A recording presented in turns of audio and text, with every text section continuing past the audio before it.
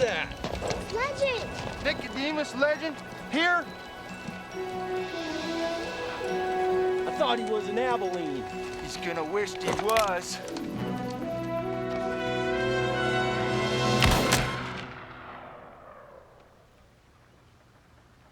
I'm dead.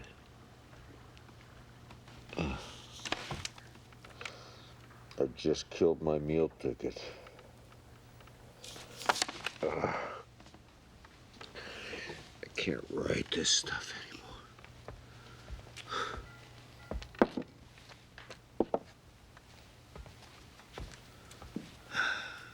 Breakfast. Oh, halo. In heaven, where streets are paved with gold, one of them shall be named for thee.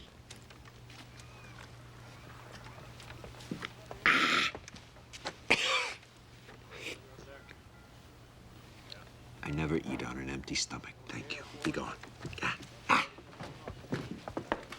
Morning, Mr. Pratt. Good friend Parver. Barman, clean glass for my friend, my colleague, my courier, publicist, my pet. You have my an good appearance at friend. noon, Mr. Pratt, or have you forgotten again? Oh, probably never knew about On the contrary, this time Mr. E.C. Allen himself sent you a telegram on which I was copied. Imperative you meet public appearance obligations. Stop. Last Legend novel, barely recouped expenses. Stop. If contract not complied with, advance on next book forfeit. Stop! Please. All I ask is that you be Nicodemus Legend for 2 hours. Smile at the people and sign some books. Please, not again. Now, there may be reporters, so before we get there, would you care to fill me in on what happened in Colorado? Excuse me? Arapahoe County, Colorado. What? A little matter of a warrant for your arrest. What? Never! I never touched you. I tell you, I've never been to Colorado. Land of the orange sky. What about it? Legend. Helped that school teacher lady in Colorado and land of the orange sky. That was fiction, Antonio. Well, the warrant is most certainly nonfiction. This is from Reuters. Now, needless to say, Mr. Allen did not appreciate seeing your name or his in this context. The Arapahoe County Sheriff has issued a warrant for the arrest of legendary dime novel hero Nicodemus Legend on charges including theft of water rights, malicious mischief, and disturbing livestock. What? I am not, nor will I ever be a man who disturbs livestock. Legend, known as the Knight of the Prairie, has been the hero of a series of novels published by the E.C. Allen Company of Augusta, Maine. Now, needless to say, Mr. Allen would like to know what's going on here. Oh, Harry, tell him it's a misunderstanding or a joke. You know, this is the sort of thing Ned Buttline would pull. Yes, that's it. Blame it on Buttline. As we discussed, the receipts of your last book were disappointing. Now, so far, there is not even a hint of a new book, and now there's potential scandal. Now, Mr. Allen has been saying maybe Legend's time has passed. Maybe he needs to look for a newer, younger writer. He said that. Damn. Did you get it all? No?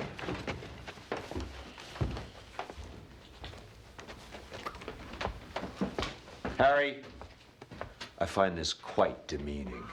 There are still a few of your female readers left who would like a piece of you, Mr. Pratt. We're dropping the price in the next catalog to 50 cents a lock. You're a scavenger, Parver.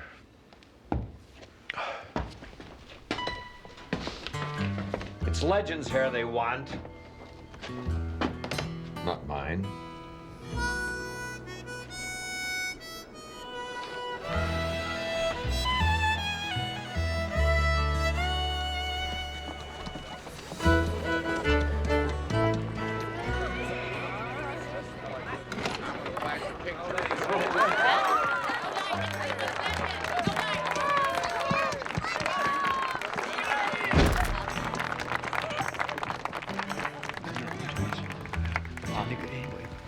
What's this? Mr. Allen wants you to wear this in the next cover photograph.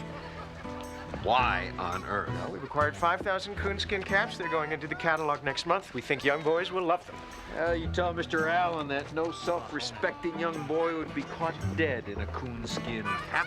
Ah! Ah! How'd this nag get here? You know how horses feel about me. What? Oh, sorry. 常常好得你老我呵細命，你叫杜起啦，佢實我講佢實啊哦。Yes, I am taller in real life. Harry. My father says he's looking forward to your performance. Performance, eh? Yes, when you put on your legend wings and glide down from the roof to mount the horse. 呢個好係。真係好嘢。 Harry. Oh, no, Mr. Fat. We did not plan on doing this today. You see, we did not bring the legend wings. 爸爸話佢唔記得拎個 legend wings 喎，今日唔做啊，佢唔記得㗎。Yes, The legend wings do not work well in urban populated areas. 唔做，佢唔做。講個水唔做。 Good one, Harry. 做乜？個鬼真閪佢嘅，佢吐鬼。我知道嘅四百龜唔係噶嘛。And so, Mr. Fat, shall we retire to the other room to be private, sir? Why don't you come with me, Mr. Fat? Sir, come with me, sir. Let's go. No. He loves the hat.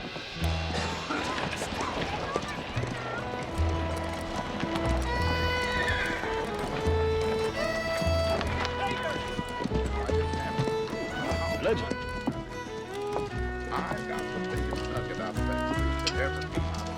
Can people be so naive? I am not Nicodemus Legend. I am Ernest Rat. Nicodemus Legend?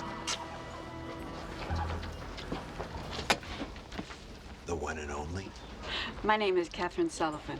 I'm terribly sorry to intrude on your busy schedule this way. Not at all. Your smile enhances my day. Would you like me to sign a book, or would you rather have some hair? I beg your pardon?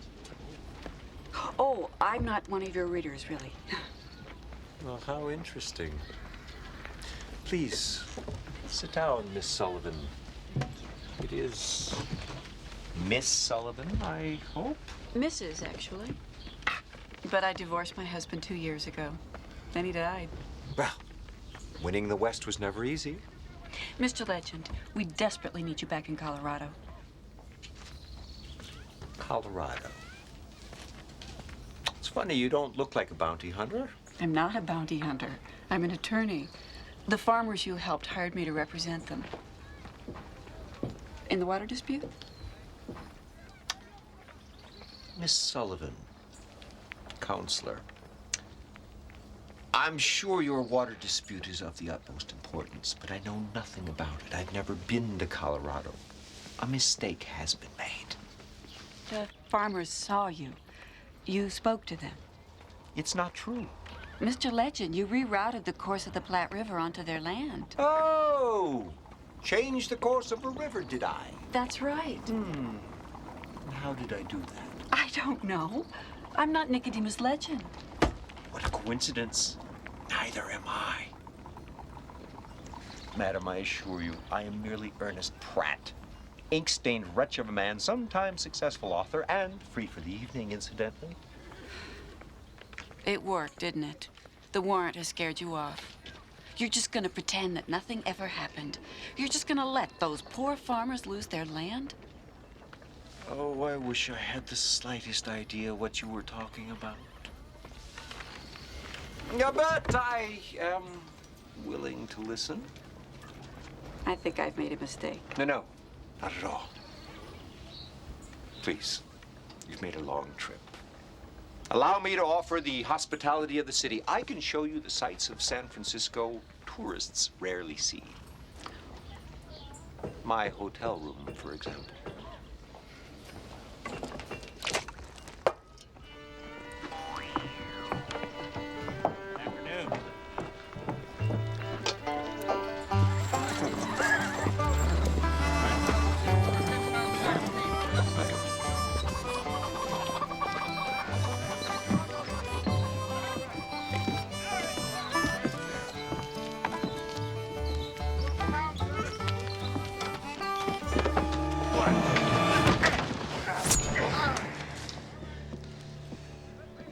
assume this has something to do with filling that inside straight last night? If you know what's good for you, Legend, you won't ever come back to Colorado. My friend, I swear I've never been to Colorado. What about Land of the Orange Sky? Always a pleasure to meet a fan.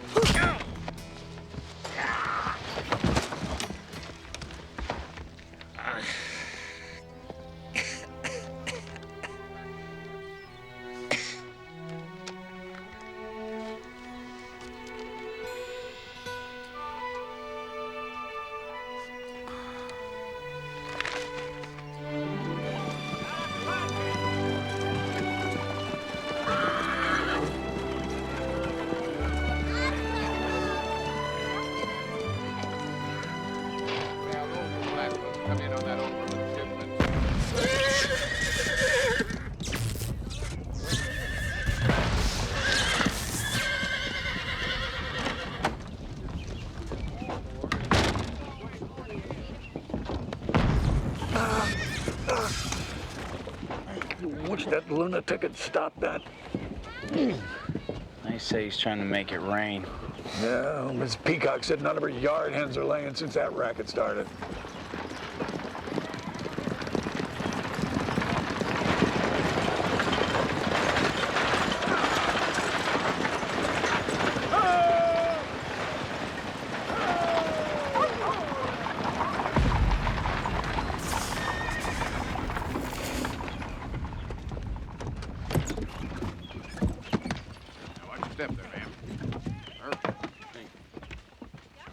Hello.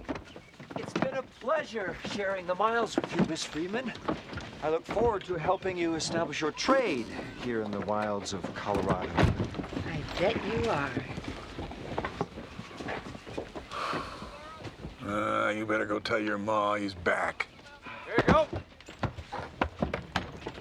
Thank you. Yep. Sure that's him?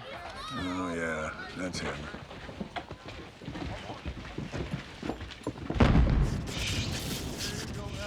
Easy with us, Peter.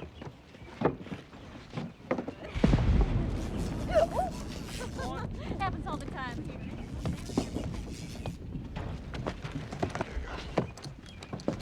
They excavating around here? No, that's just Professor Bartok out of his laboratory. Shooting lightning bolts up in the sky. Lightning bolts, is it? Yeah, he's some famous European inventor. Well, at least he says he's famous. Folks around here think he's doing the devil's work. How's that? Well, some of the cows stopped giving milk when he put up his rain tower. But Garda sisters out on Boulder Pike said the electricity in the air caused them to grow mustaches. But if you ask me, their mother had a pretty good nose brush, so I figured the electricity had nothing to do with it. And then there's my hair. I like it. What was the name, son? Skeeter. Skeeter, can you direct me to the sheriff? Well, you see that building there? Big sign says sheriff. Yeah. That'd be the general Be in that area. general area, would it? Thank you.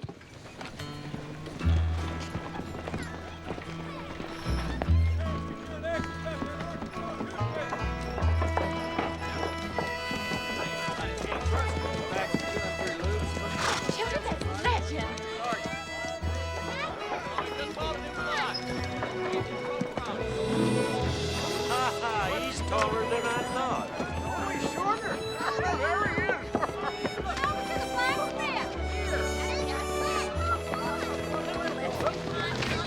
Sheriff? I have that honor, sir. My name is Pratt. Ernest Pratt. I'm a writer from San Francisco. That's right. Can I have your autograph, Mr. Legend? My name isn't Nicodemus Legend, son. Legend is a character in the book. I made him up. Is that your picture? Well, yes, that is my picture. That's a device of the genre. Ned Buntline does it too. Device of the genre? Yes, sir. Now, I've taken the opportunity of collecting affidavits.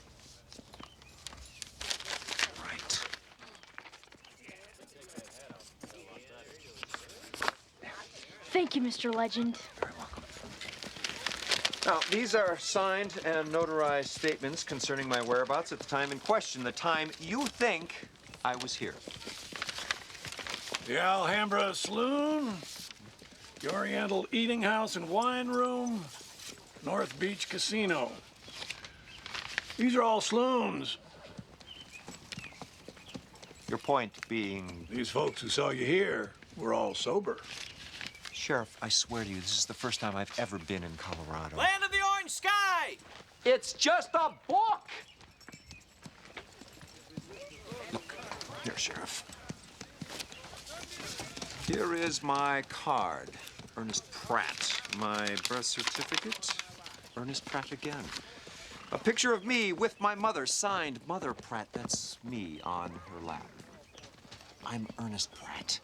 Someone who's obviously using the name and reputation of my fictional character, Nicodemus Legend, for who knows what reason. Well, I appreciate your taking the trouble to come in here like this, Mr. Legend. No problem, Sheriff. You're under arrest.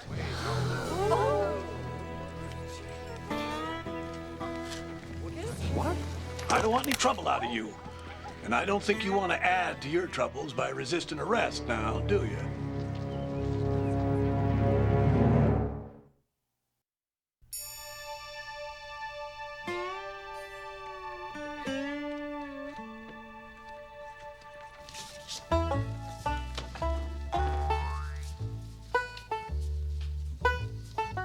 Chinatown Flush. Chinatown Flush? What the hell's a Chinatown Flush? Any three clubs with a 7. All right, Smokey, let's go. Hey, what's for supper tonight, Sam? Liver and onions. Sheriff? Did you happen to get through to San Francisco? Oh, telegraph lines are down between here and Denver. Indians or something. You got a visitor. Mr. Legend. Hello. It is a pleasure to meet you at last. May it be the first of many pleasures we share. My name is Vera Slaughter. I have a ranch just outside of town. But you know that, don't you? You've already been there the night you changed the course of the river. Now, that is my river, and I would like it back. I don't blame you. Well, it's very simple. You just move the river back where it belongs, and I will drop the charges, and you can be on your way home. As much as I'd like to oblige, I don't think I can move the river back since I didn't move it in the first place. Please, don't take me for a fool, Mr. Legend. 24 people saw you there that night. So I keep hearing. Did you see me? No, of course not, but I know you were there with those local dirt farmers at Rockland Pass. You encouraged them to violate my property rights. Please, don't insult me by denying it.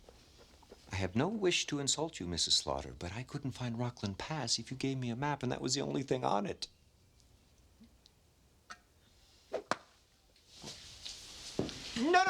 No, please don't leave. Please, can't we discuss this over a bird and bottle? Obviously, we're just dealing with a minor misunderstanding. Have you ever written a novel about life in prison, Mr. Legend? Pratt. Actually, the name is Pratt. Miss Sullivan. Mrs. Slaughter. My clients have arranged bail for Mr. Legend.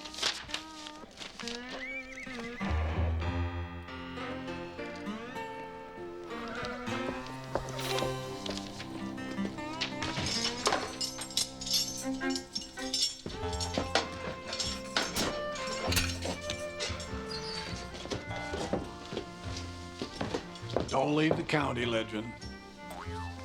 It's Pratt.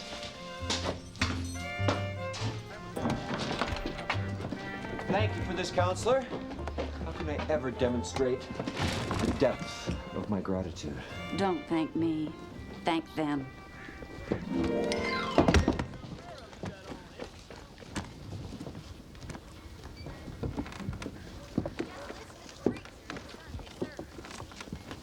They said they couldn't forgive themselves if they let you stay in jail. So they pooled the little savings that they had and got you out. God bless you. Thank you for coming back. Please. Madam, you're soiling your dress. Come on, Elizabeth, you're embarrassing Mr. Legend. We just came to show our appreciation for what you have done for us, sir. You've given us hope and the reason to fight on. Well, I wish you all good luck in your struggle. It's gotten a lot worse since you left, Mr. Legend. Is Mrs. Slaughter?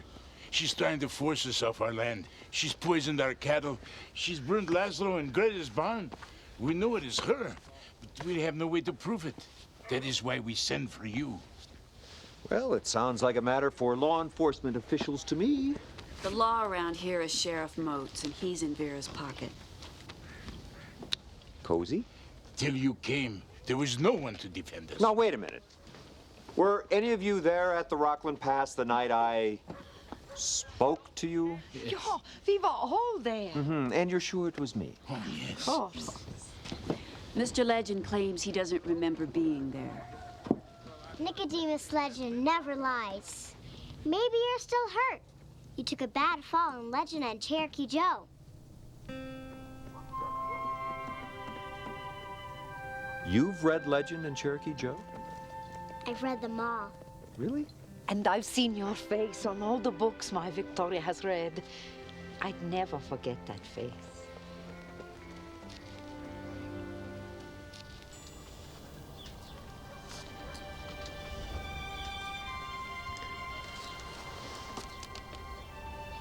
Well, you know, I do still have some spells from that fall. Maybe if you showed me this Rockland Pass, where it all happened, it might jog my memory.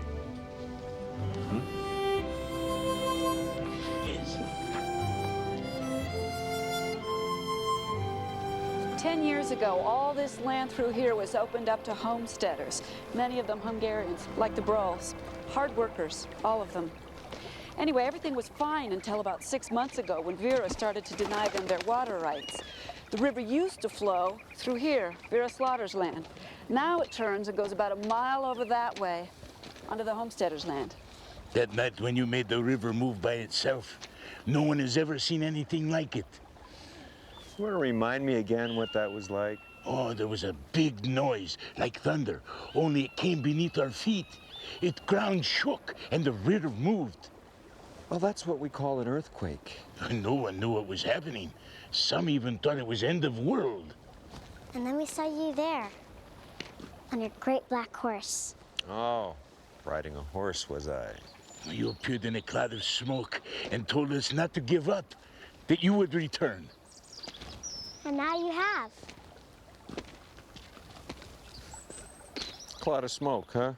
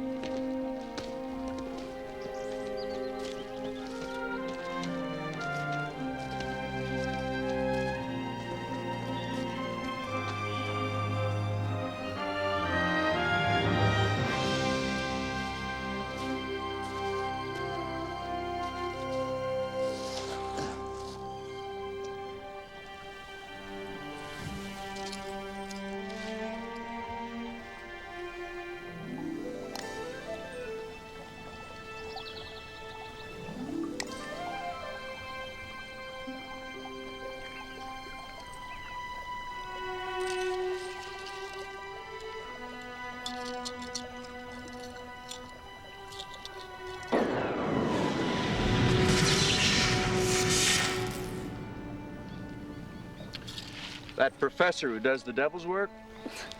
I'd hardly call it that. Professor Bartok has been a good friend and neighbor to the farmers. Bartok.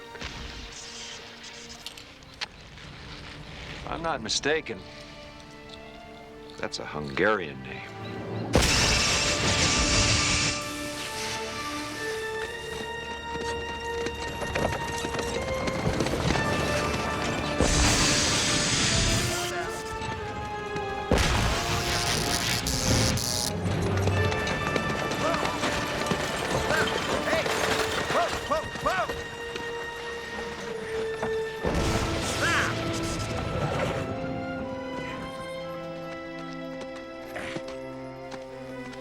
Good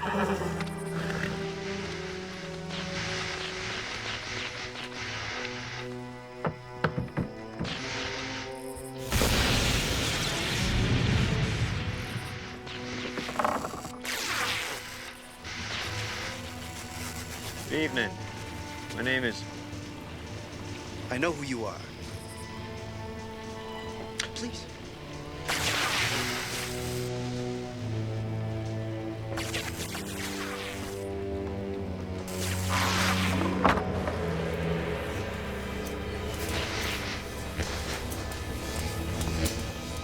Follow me.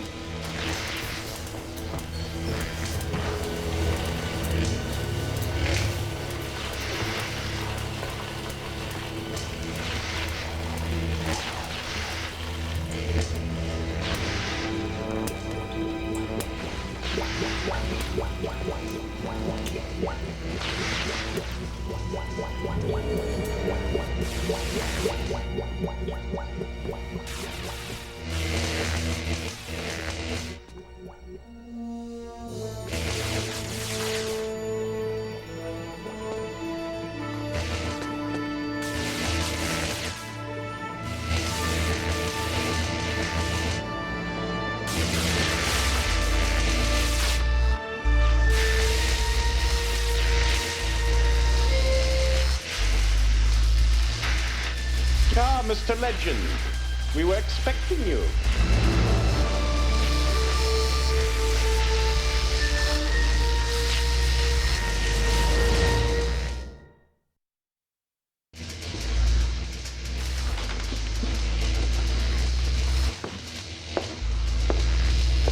Janos Christoph Bartok, late of the University of Budapest and the Western Union Laboratories in New York. I style myself as the foremost enthusiast of the works of Nicodemus Legend. I see that you've met my trusted associate and colleague, Vitsli Lopochli Ramos. He's descended from Aztec kings, but he has a summa cum laude in physics from Harvard College. I advise you to call him Ramos for obvious reasons. Would you care to join me for an early breakfast? I'm still on an Eastern clock.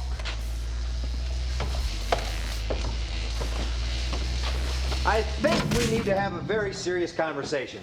Well, of course, but we can converse over shirred eggs and ham. Coffee? To me. Oh, mere bagatelle. Someday electricity will drive everything from bread slicers to flying machines. Professor, please. Forgive me, sometimes I get carried away. Carried away, yes. I'd say changing the course of a river is getting a little carried away. I knew that once you were in on the case, so to speak, your expertise in scientific investigation would allow you to deduce what happened. Was it the magnetite spindles at the pass? The spindles did pique my interest a bit. Good. Scrambled, sautéed, poached, boiled. Just coffee, toast, and the truth, if you don't mind. The truth? The truth is, my fellow countrymen needed a hero to help them in their time of trouble. What do you know about sounds? Just that you seem to make a lot of them. Sound waves at the proper frequency and intensity can be quite powerful. Focused and amplified at the proper place, and they can, for example, change the surface crust of the Earth. A river, say, flowing in a certain direction would have to flow in the opposite direction to conform to a new landscape. Are you telling me you changed the course of a river with sound waves? Except for a minor landslide, it worked perfectly. Uh-huh. And why drag Nicodemus Legend into this? Because I want to be left alone to continue my very important work. So I decided to give all the credit for my miracles to the imaginary miracle worker. That knight of the Rockies, the paladin of the prairies, the defender of the weak, Nicodemus Legend. In short, he was tailor-made for the role. And just how did he make a public appearance at the pass? Allow me to demonstrate. Ramos!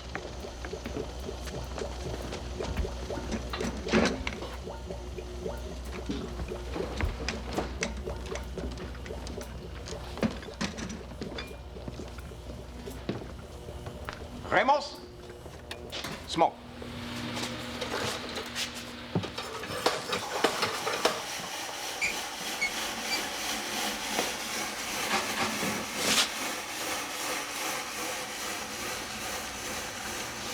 Observe. I put it in here, and you see it there. My name is Nicodemus Legend. You must never give up the good fight. If you need me, I will always be there for you. Farewell. They say that Edison is working on one of these to make the pictures move. Another toy. It's all Edison is good for, plotting troll. More coffee? Hey! Do you understand what you've done? Of course I understand what I've done. Unfortunately, I'm frequently the only one who does. Yeah, well, I'd like to be left alone too, you know. But all of a sudden I seem to be the object of your good sheriff's attention. And your worst enemy is the most powerful landowner in the territory, the beautiful Vera Slaughter. Exactly. Sounds like a vintage legend adventure to me. Think of the great book you'll get out of it. Personally, I thought your last book lacked some of the creative fire of your earlier works. And some might wonder if you didn't borrow the underwater helmet from Jules Verne. That was an homage. If you say so. All right, Professor, here's what we're going to do. You're going to town with me, and you're going to explain to our good sheriff just exactly what happened to that river. Had I known that I was going to upset you so much, I would have acquiesced much sooner. I have no qualms about telling the truth to the sheriff, but I think that you will come to regret it in the end. Because you see, I'm clairvoyant. I'll regret it in San Francisco while sipping sweet bourbon while I read about your case in the Police Gazette. You drink? Nicodemus Legend doesn't drink.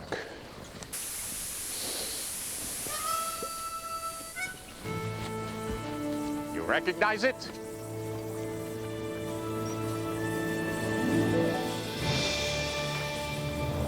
Blood on the Texas sand? Chase through the booby-trapped arroyos. Ramos, fire it up.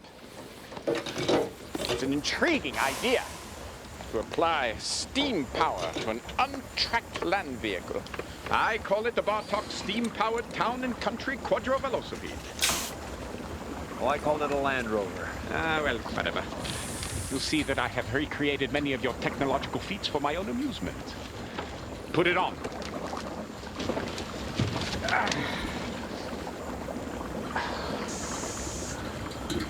I predict that someday there will be facilities along every road dispensing water to power vehicles like this. Ramos, engage. Perhaps little necessities like maps, tobacco, and beer.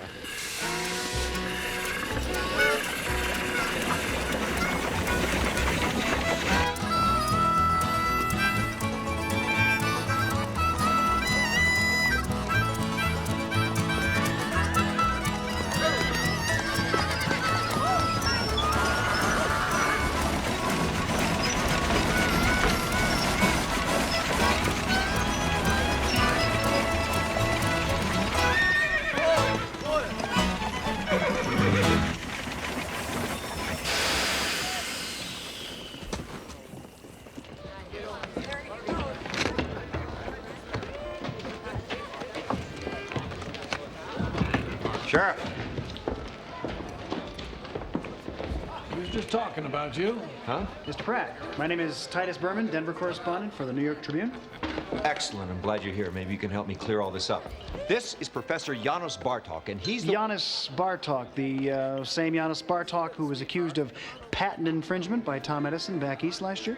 Those charges were thrown out. If you care to discuss the particulars, I'd be happy to speak with you. Not this trip, Professor. My assignment right now is Mr. Nicodemus Legend. My readers are quite interested in the sudden heroics of a person that many of us thought was merely fictional. Heroic hell! He broke the law! That may be, Sheriff, but you have to understand the public's whims. Imagine the reaction when they learn a 10-cent hero is thrown in with a bunch of immigrant farmers fighting for the American dream. It's captured everyone's imagination. It has? Of course, there are others who wonder if Mr. Pratt is merely a self-aggrandizing fraud whose presence here is prompted by the flagging sales of his last novel. Careful. Just what is the truth, Mr. Pratt?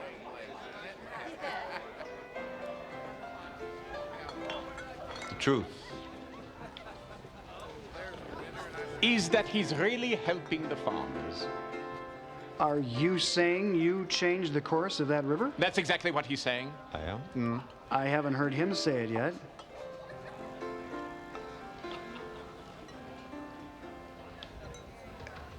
I changed the course of the river.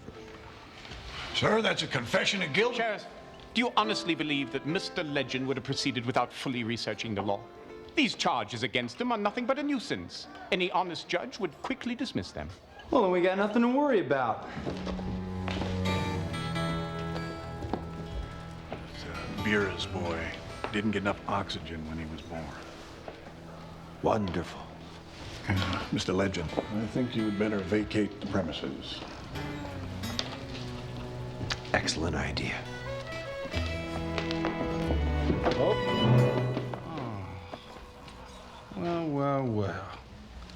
Is this what they're wearing in San Francisco these days? Looks real pretty.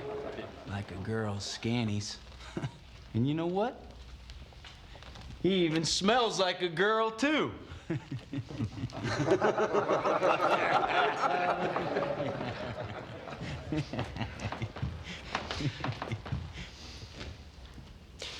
You know, you're not the first one to tell me something like that. I'm not, huh? No, not at all.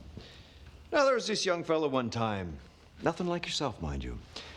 And he didn't like the way I dressed either, and I had to ask him why he cared so much about my clothes. And he kind of fumbled around for an answer until it became apparent that, well, he knew nothing about clothes except what he had on. And what he had on was, well, you know, that pseudo-Western mail order kind of stuff that rich folks order from the fancy stores back east. Nothing like what you're wearing, mind you. Anyway, I admitted to him that I do care about fashion. I believe a man's clothes and the scent of his cologne can tell you a lot about him. As a matter of fact, I was able to take a look at this young fella and venture a guess that, well, his mother picked out most of his clothes, because I'd seen the woman, and she ordered her outfits from the same kind of fancy Eastern store. It turned out I was right. And you know what? The next time I saw that young man, he had on some clothes he'd picked out for himself. Looked like his own man. Well, nothing pleases me more than to talk fashion with a smart young man like yourself. Let's do it again sometime. What say? Legend!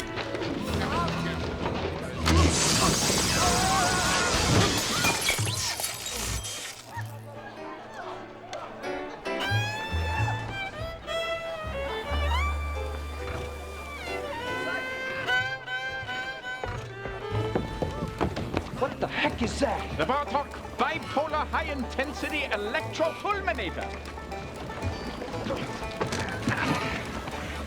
Perhaps a little underpowered.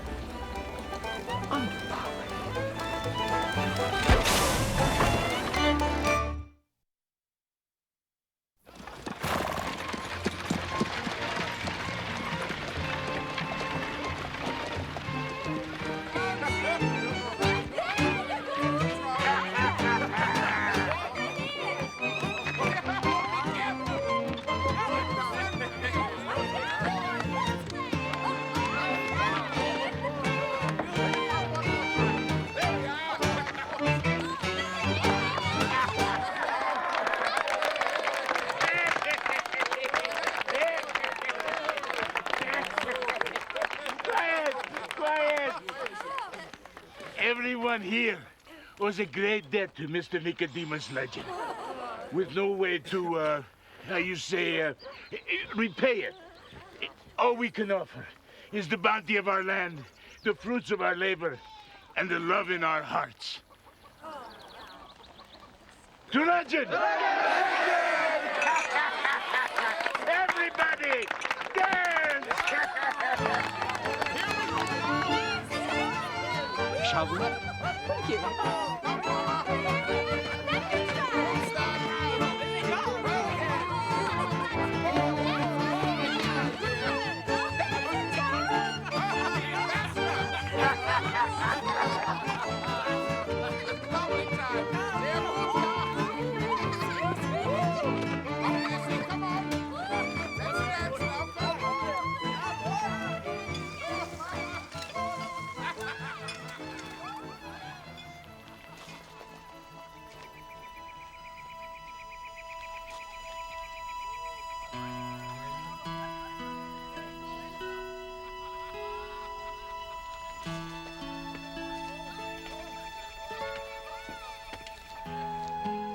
Worth fighting for, don't you think?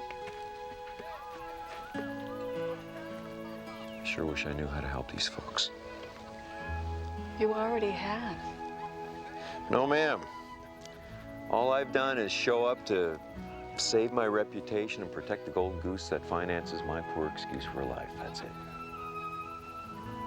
Sometimes I wish I were a legend, but I'm not. Nowhere near. Well, then I guess you're pretty much like the rest of us.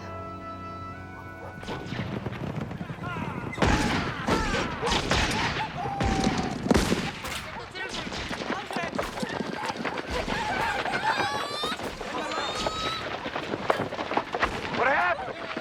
These are warning shots. Oh, good, they're leaving. They'll be back. Come on.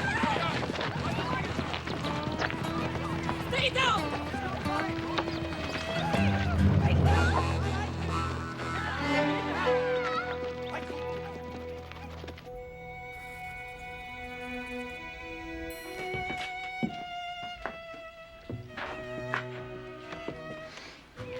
Where in the world did you get that suit? In town? In town? The suits in town are for sheep herders and immigrants. If you needed a new suit, you should have told me. Well, I like it. Well, it makes you look like a field hand dressed up for a court date. It's taken my appetite away just to look at it. Unusual weather we've been having. Seems normal. Well, from what I heard, you were apparently struck by lightning in the middle of the Buffalo Head Saloon. Fellow legend's no big deal. I'll take care of him, Mother. I do wish your father were here at times like these. I wonder what he'd have to say to you sitting there in that cowhand suit, having permitted Mr. Legend to humiliate you and this entire family. Really, Silas? You are not half the man that he was.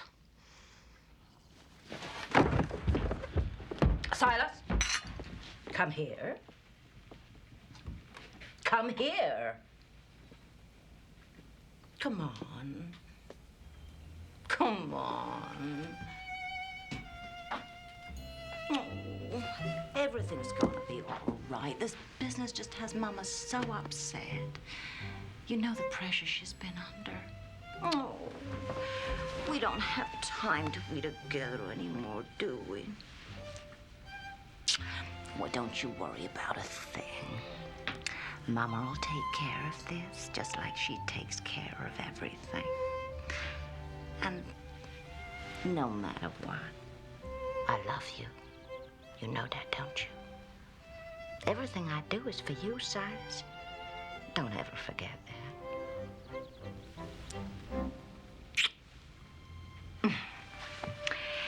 Now then, let's think what we're gonna do about Mr. Legend, who refuses to take a hint. Perhaps this calls for some out-of-town talent.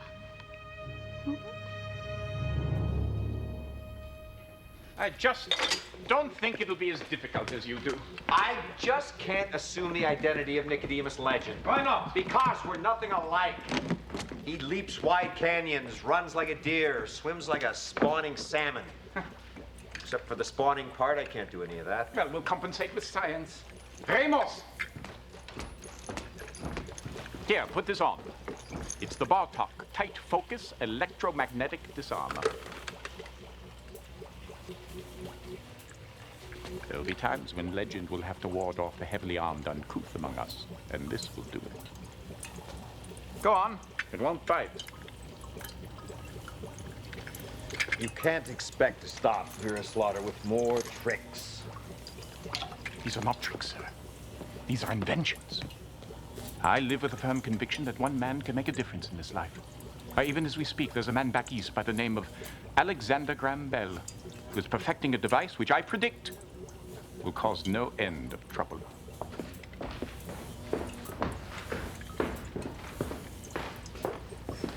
And you think these inventions are going to put an end to a land war, is that it? I think Nicodemus Legend will put an end to it.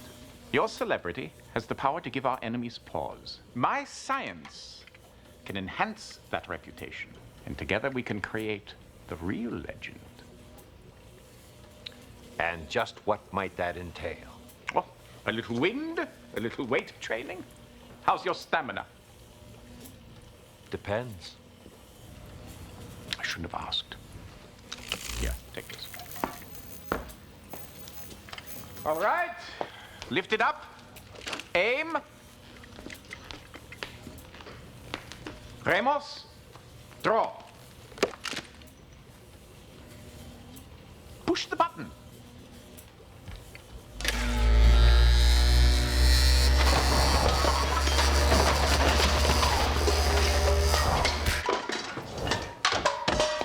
Excellent! Excellent! A bit overpowered, but with a little adjustment, we'll get a patent on this baby.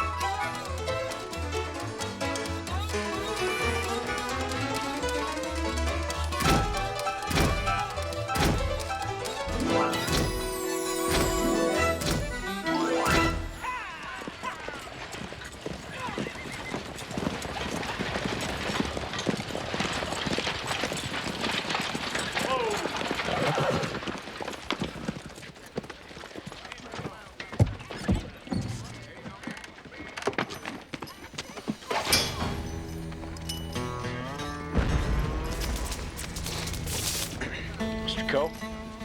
Silas Slaughter. I cabled you about that. Where is it? Who? The Legend, I don't know. It's probably out of the laboratory on the outskirts of town. I have your money for you right here. Put that away. What? We're in the middle of the town square. I just soon not be seen with you, let alone your money. Yes, sir. I just didn't understand. Well, now you do. When the job's done, you'll pay. You must be a trusting individual, Mr. Coe. That's what it says on my record. Look again, Doc, on it. All right.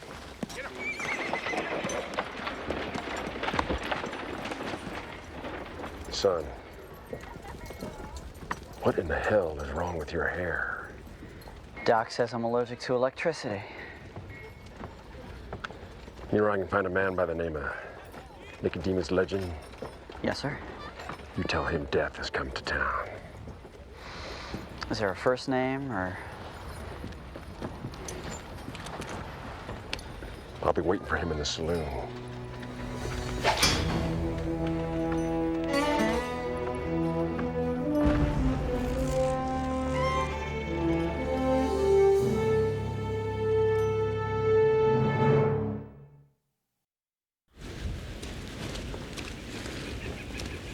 Tilt it up.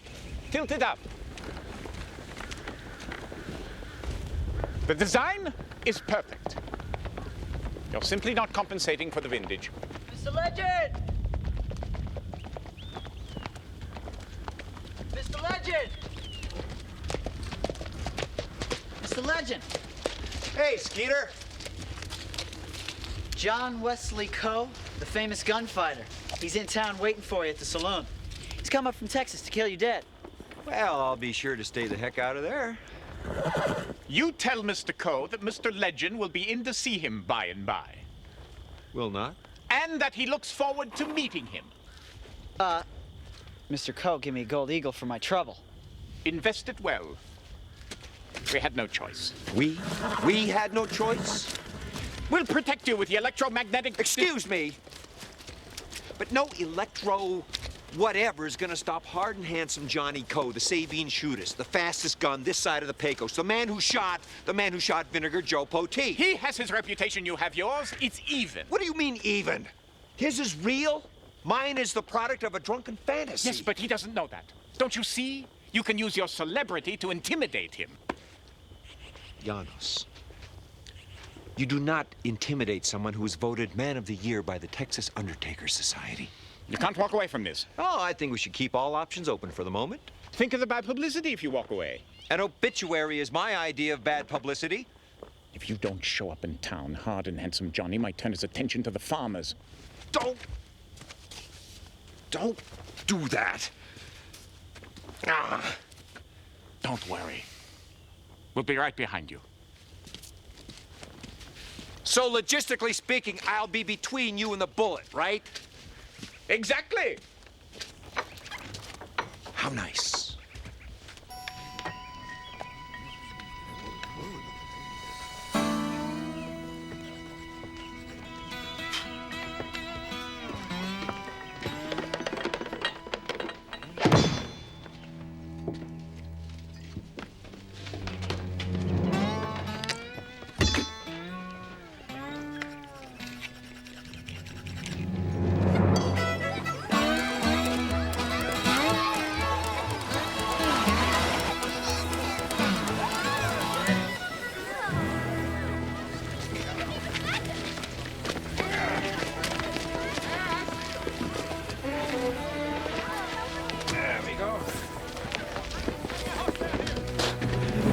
Private meeting.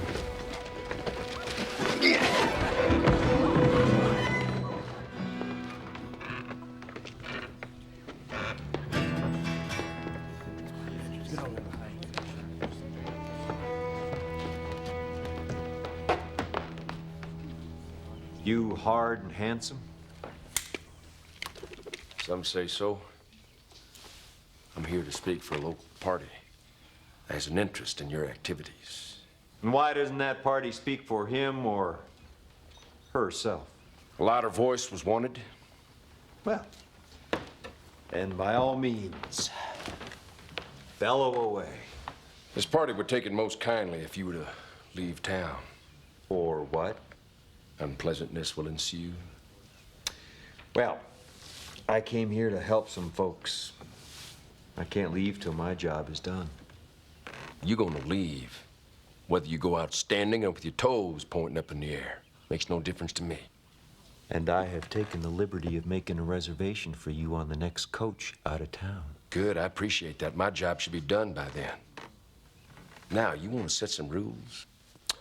Well, I didn't think rules meant much to the Sabine shootist. I don't get any pleasure out of it if it ain't done in a proper and fair manner. It's the competition, not the killing, you understand. Now, the guest shootist usually has the sun advantage. Whatever is customary here in Colorado. I just soon face off at 40 paces instead of 50. I've left my spectacles in the conveyance. Say, you didn't happen to read my book, Legend and the Ghost of Chiricahua Caves, did you? In my line of work, a man who reads is a man who's not keeping his eye on the door. So, you've never actually read a legend book, is that it? Nope. It's too bad. I think you'd enjoy it. I'll have to pick one up to read on the way home. Now, I think you should have a choice of weapons. Preferably, I prefer the... You know, I gotta tell you this. It's an absolute pleasure dealing with a sportsman. The Apache, for example, they don't play by the rules. I wouldn't know that. Legend in the massacre at Mesquite Flat. Uh-huh. It was quite an occasion. I surprised, disarmed, and disabled 5 heavily armed Apache. Between you and me, it was actually 15, and one of them had dynamite. My publisher made me cut it down to 5 because it kind of sounded like I was bragging a little, you know. 15? Oh, yeah! But surely you've buffaloed as many, if not more, in your day? Well, there's that time in Amarillo when I gunned down the whole Hogan family. 8 altogether, including a second cousin, is in town for a family reunion. Beautiful. I'm sure your publisher was happy with that, huh? I don't have no publisher. You don't have no publisher? A man with the stories that you have to tell? Why, I heard you got 30 notches on your revolver's bone handle. 28, actually. There's a couple of fellas in Oklahoma that pulled through. I had to scratch him off. 28 notches is 28 novels. Do you have any idea how much money you can make from dime novels? How much? A whole lot of dimes. You'd get thousands up front, but the most important part of the deal is your back end. Gotta look out for your back end. I always do. I'm talking about your copyrights, your foreign and ancillary rights, merchandising the co-name, escalating royalties. Let me ask you a hypothetical question. How much would someone like you be paid to kill someone like, oh, say, me? Hypothetical, hell. I get 500 to rub you out. 500? That's it?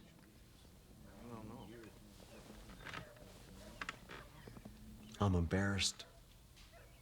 John, I can get you 2,000 for an advance on the story of the Hogan family alone. 2,000? I'll wire my publisher right now.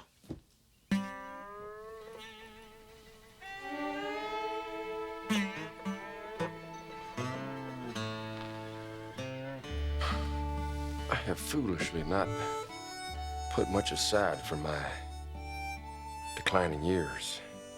It's understandable. Probably didn't think you'd have any.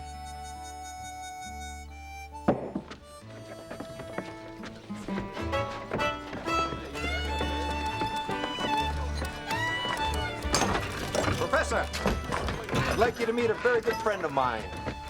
John, this is Janos. Janos, John.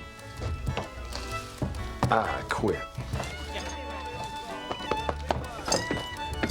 Here you go, son. Pay for the drinks, will you? Keep the change. Nice outfit.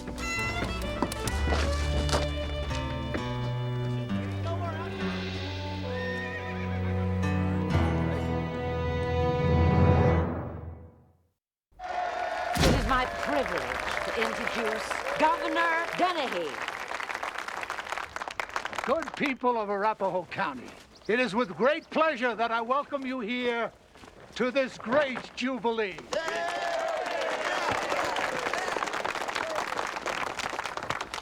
This county has always had special associations with me, for it was here that I met and wooed the lovely Lulabelle Hester, who shortly after consented to become my bride. As you know, on August 1st of this year, the territory of Colorado will become a state. The 38th star in the flag of... Look! Up in the sky! Please, listen, your attention should be up here. I am making a speech.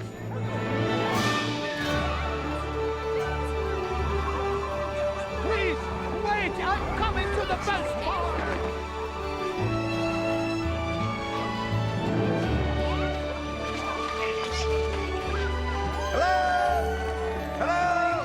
I'm back! Steady there, boys. Keep it ready. Hello! Yes! Hang on! Yes!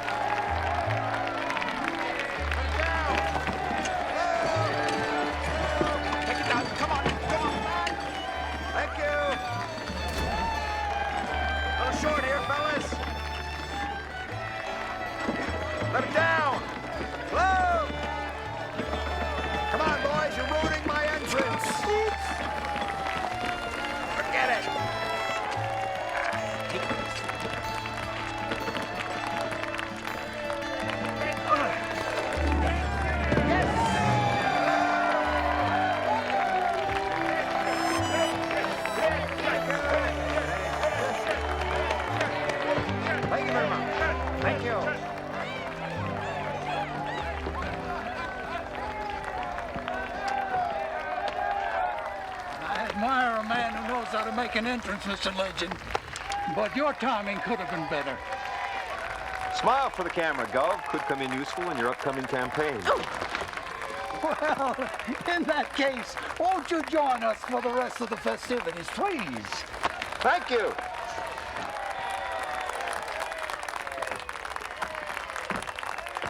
And if I may borrow a page from our distinguished guest, the Mr. adventurer and Legend, novelist.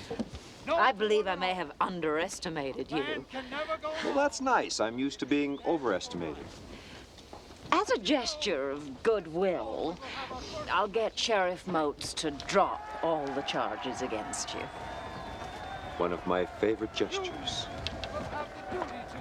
Would you care to join me for dinner at my home this evening? 8 o'clock? Make it 7:45.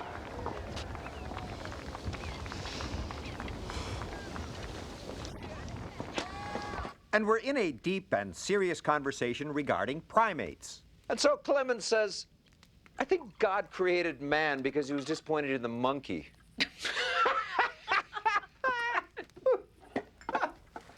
Some cognac, Mr. Legend. Now, this was old, when Napoleon was a boy. No, thank you. Some more lemonade would be nice. Cigar? H. Upman. Cuban. No, thank you. Don't you ever relax your famous code of conduct even for a second. I promise no one will ever know. Well, I'd know, wouldn't I, Mrs. Slaughter? Mr. Legend, Nicodemus, might I be so bold as to say that I find you to be an exciting presence here. Well, seeing as how you wanted to put me in prison the first time we met, I find that gratifying. I think what I have to offer could be very, very gratifying to both of us. Both of us? Well, yes. I know that you have an affection for those courageous homesteaders, as do I. I have, in fact, offered them fine profit for their land, as well as good-paying jobs in the factories of Slaughter Amalgamated. So might I assume that you intend to use this land for some new business ventures? Why, Nicodemus, am I mistaken, or are you trying to probe me? The evening is young. Oh, I don't seem to be able to hide anything from you. Yes, I do plan to build on that land. Investors are wanting to build factories west. I want some of them to come to Arapahoe County with all those jobs and all that eastern money. Statehood is coming. A new state is gonna need leadership. Gonna need men who can inspire the people to rise to this great occasion. My late husband was such a man.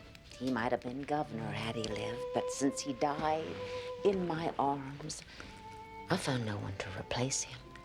I mean, not just in my heart, but in the heart of Colorado. That is until now. This state needs Nicodemus Legend.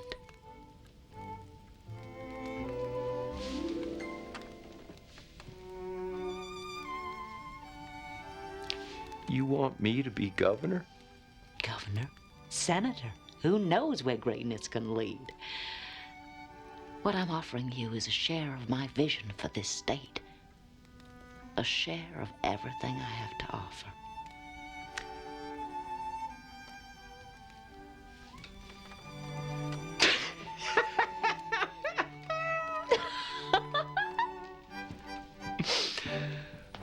Oh, Vera, darling.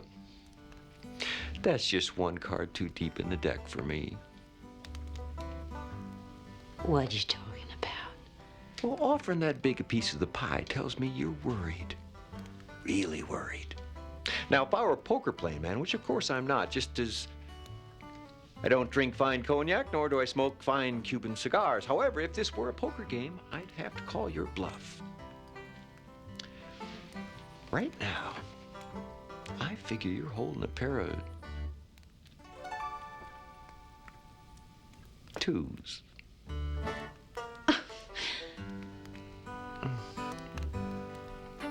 It's a crying shame. Vera,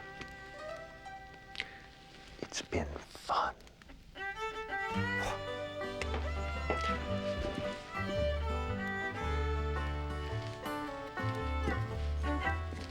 For a dying friend.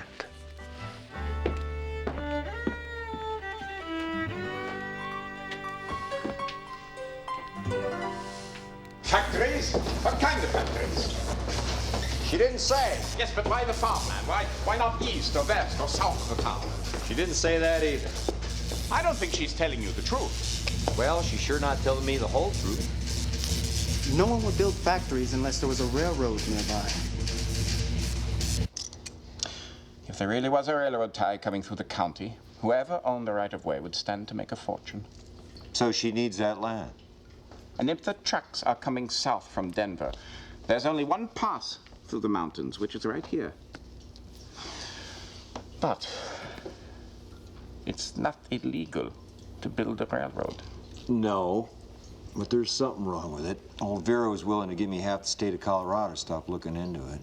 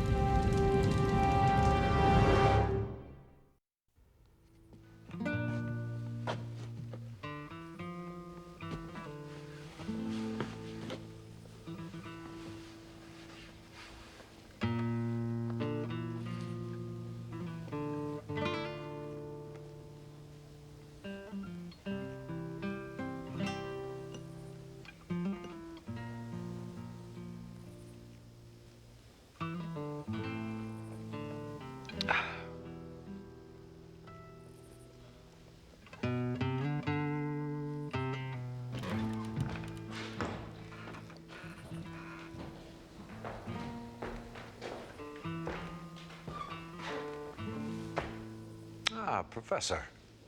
Have a seat. What are you doing? I am waiting for the coach to take me away from your delightful confines. The stage does not leave until noon tomorrow.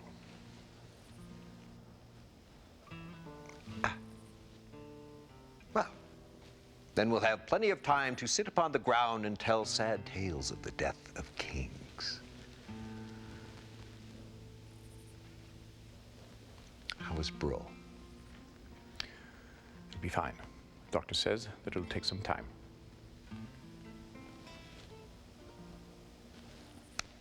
Well, I can't say it hasn't been interesting from a purely dramatic point of view. But it's time to bring down the curtain. Oh. Who am I? Ernest Pratt, novelist, ne'er-do-well, tenderloin man about town, creator of tales that are not real. Who am I to buck reality? Reality hurts. Reality kills. And when you're dead, the reality is, it's over. That stage out of town tomorrow, it won't take you away from reality. Believe me, I know. I came here to get away from my own reality back east. Yeah. What happened to you back there? My first job was with Western Union. Thomas Edison was my colleague. He was diligent, hardworking, dull, and easy to underestimate. I knew so much more than he did. I was so far ahead of him. My discoveries were far superior to his own. So, in the good old-fashioned American competitive spirit, he did the only thing that he could do. He assassinated my character. He accused me of stealing his ideas. And you let him get away with this? By the time the charges were thrown out, he had the backing of the rich and famous. He was the darling of the press, and I was the butt of high society jokes. That sent you packing, huh? I had hopes, Mr. Pratt. I had hopes that in this new land, in this burgeoning new territory. But you see, Mr. Pratt, here there is Vera slaughter. And here, they don't stop at the assassination of character. So you see, there's just no getting away from reality.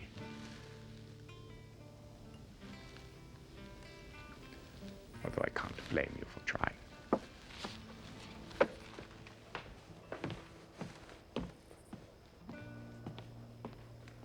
Professor, legend isn't real, am I right? That's what you seem to want to convince yourself? Well, if he's not real, then he can't be killed, unless I do it.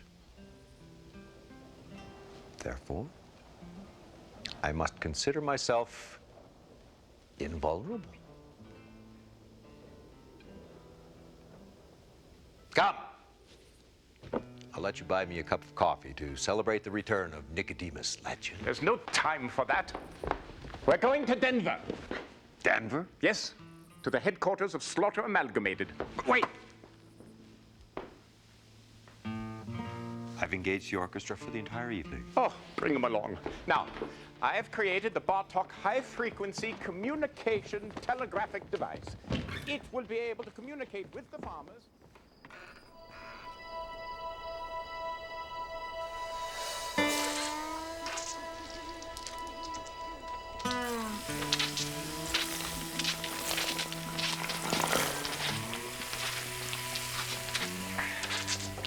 There we go.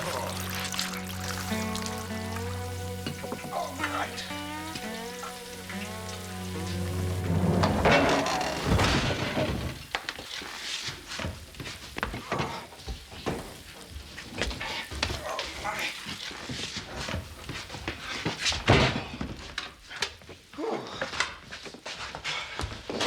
Good job.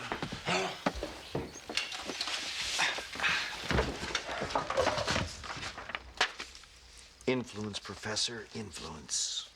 What some would spend their whole lives trying to earn, Vera simply buys.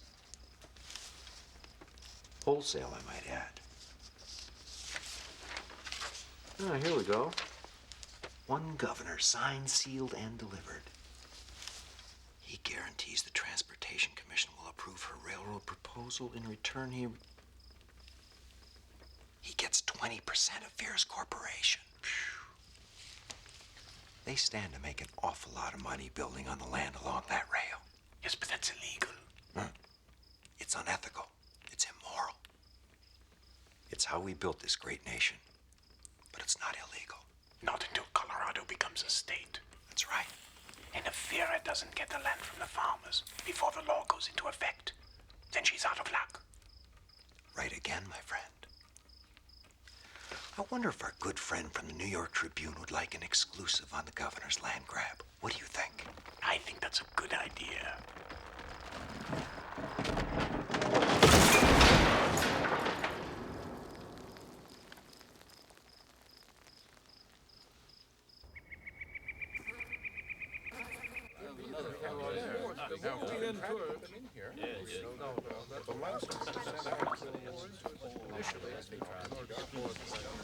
Why don't you try a little lemon in your tea instead of that cheap bourbon? It's not cheap bourbon, Mother. It's your bourbon. You've taught me well. Thank you. Due to a potential conflict of interest, I regret that I must separate myself. Best of luck, Governor Denny. What is it? We've lost the governor. got his help with Dad. Not necessarily. I had a very good meeting with 2 members of the Transportation Committee in Denver last week, and they are ready to vote our way. Oh, what did you have to give them? Those immigrants have to turn that land over to us before the commission meets next week. Gentlemen, bad news. The governor is unable to join us today, but he sends his best regards and warm support for our plans. Oh, Mr. Montgomery, won't you please tell me more about that die-cut process?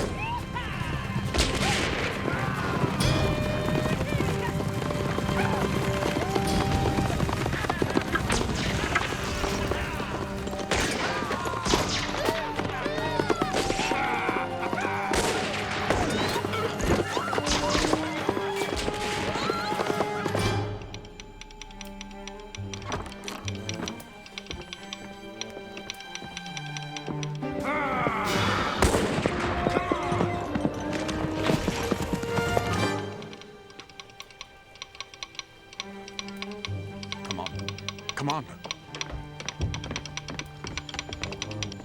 Riders sweeping across valley, burning everything, making stand at Bro Farm. Send help, please hurry.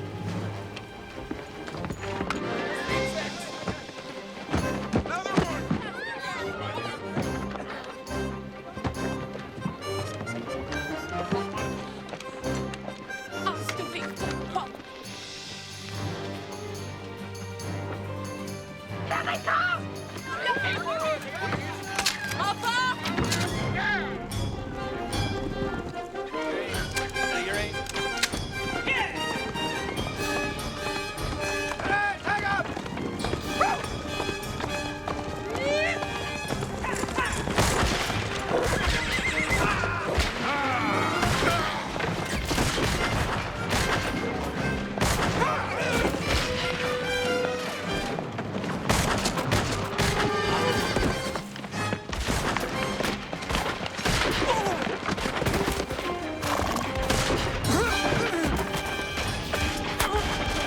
This way!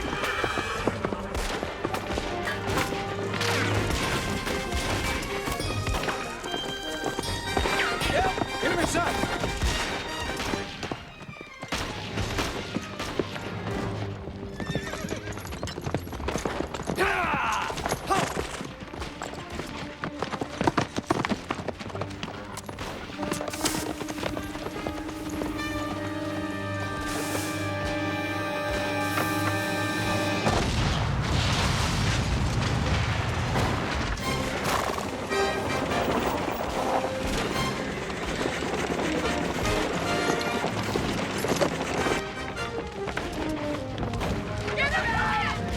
Get fucking hands from the kitchen!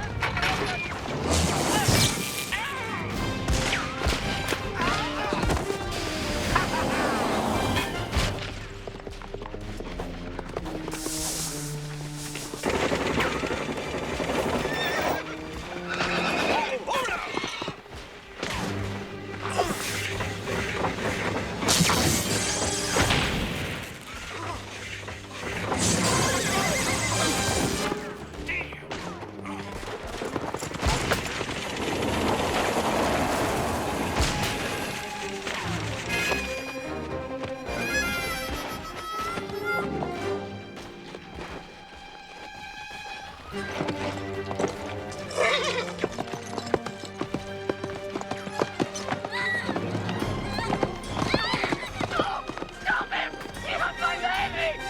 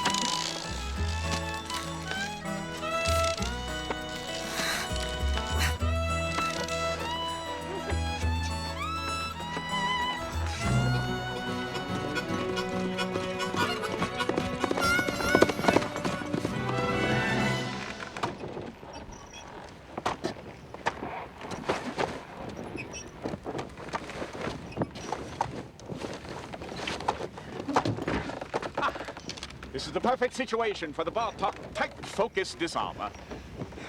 That thing doesn't work. Well, you'll have to get the gun away. And I've made progress. It's almost ready. Almost. Remember, when you get within 50 feet, flip the switch. Yeah? And just how am I supposed to get within 50 feet? No, this is wrong. Very wrong. Legend is the eternal optimist. No, you don't understand. I wrote this scene. I get shot. I die.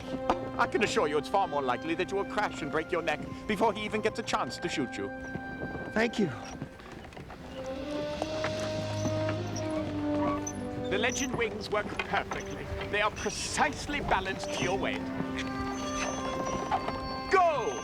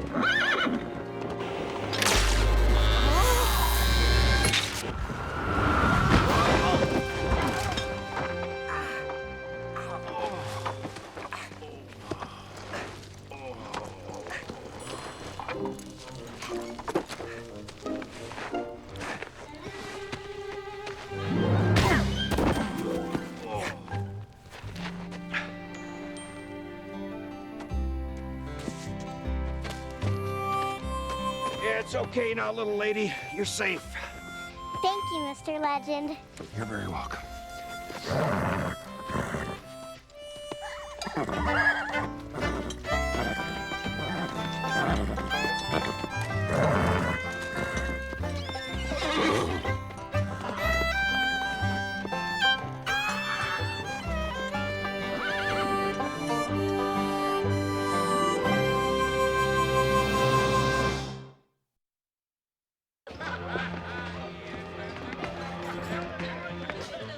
Let's get one thing straight. Nobody comes in and rewrites me. That's part of the deal. Johnny, it's nothing personal. Polishing is part of the business. Anybody that polishes me, I'm gonna kill him. And you. Well, there's a lot to be said for a singular creative vision as well.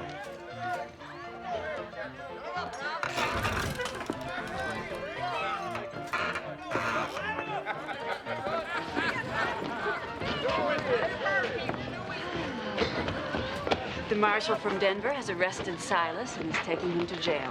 Good. And Mrs. Slaughter? Well, it seems her eastern businessmen have all pulled out, and so her little land deal is history. And I've heard that she's hired some big-shot attorney from Boston to represent Silas by the name of Oliver Wendell Holmes. Oh, lawyers that go by 3 names are nothing but trouble. Pardon me, Your imagination is what I'm hoping, and the sweet and the passion of the... Did you tell him the part about the woman lawyer? Well, not yet, darling. It's so exciting. I think John could be a major talent, don't you?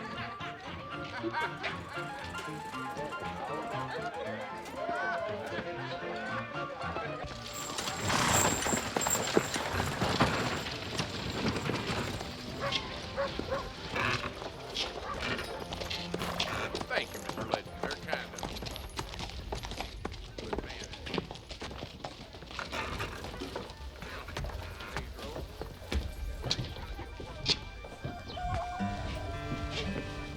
You should be walking into that, shouldn't you? I mean, isn't that the way the stories always end? Oh, the sunset. Yep. It's a device of the genre. They have to end that way. Well, they don't all have to end that way. A fellow could find a few good reasons to settle down here. I know I did. Not this fella. Quiet place to ride. Do a little research from time to time. Nope. I don't think so. You know, I was telling an idea to Mr. Parver, and he said that E.C. Allen would love it. Love what? Keeping Nicodemus' legend alive. No. He said you'd say that. My publisher does not have the right to tell me how to live. Yes, well, he said you'd say that too, but that you would change your mind when they threatened to drop you.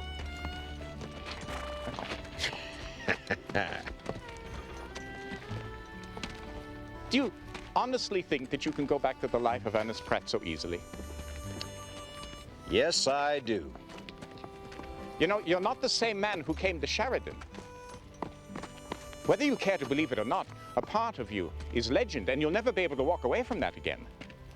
I know I never will, because you see, Ernest, a part of me is legend now, too. Don't you see the incredible possibilities for real adventure? The practical application of science and invention.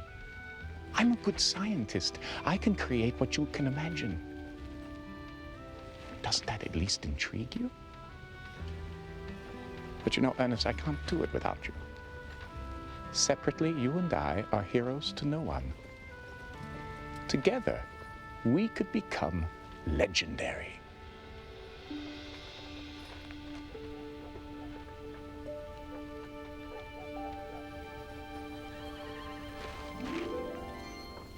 He said they'd drop me?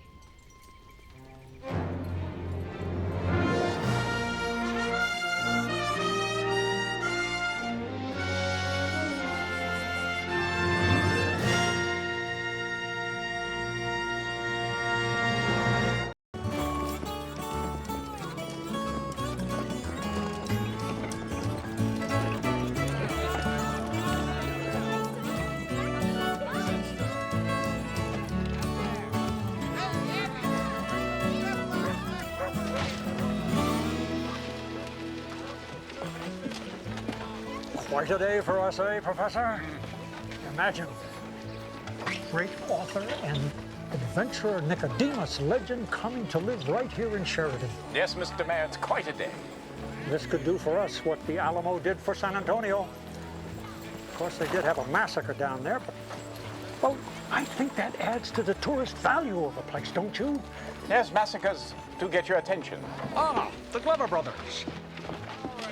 The Glover Brothers intend on opening a Legend Wax Museum. They bought that statue from a cigar store up in Denver. Best they could do on short notice. A little turpentine and you'll never even see the war paint. Yes, it's a remarkable resemblance.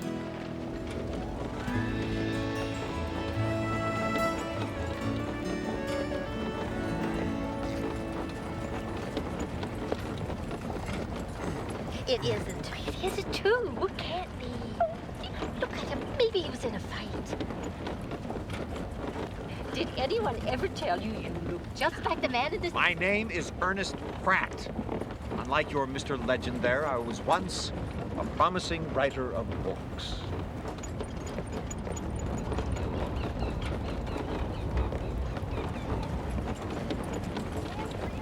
There's the stage! All right, like we practiced, only better. Low tempo. Come on, come on.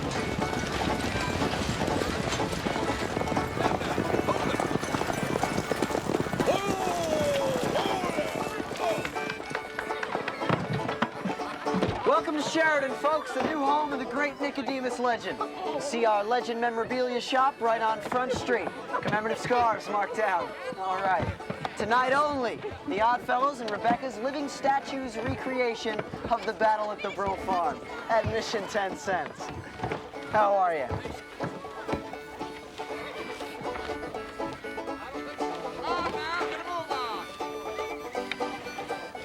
Where's Mr. Legend? He jumped out at the Buffalo Head Saloon. No, pardon me, Mayor. I'll take care of it. I'm sure Nicodemus just stopped to freshen up.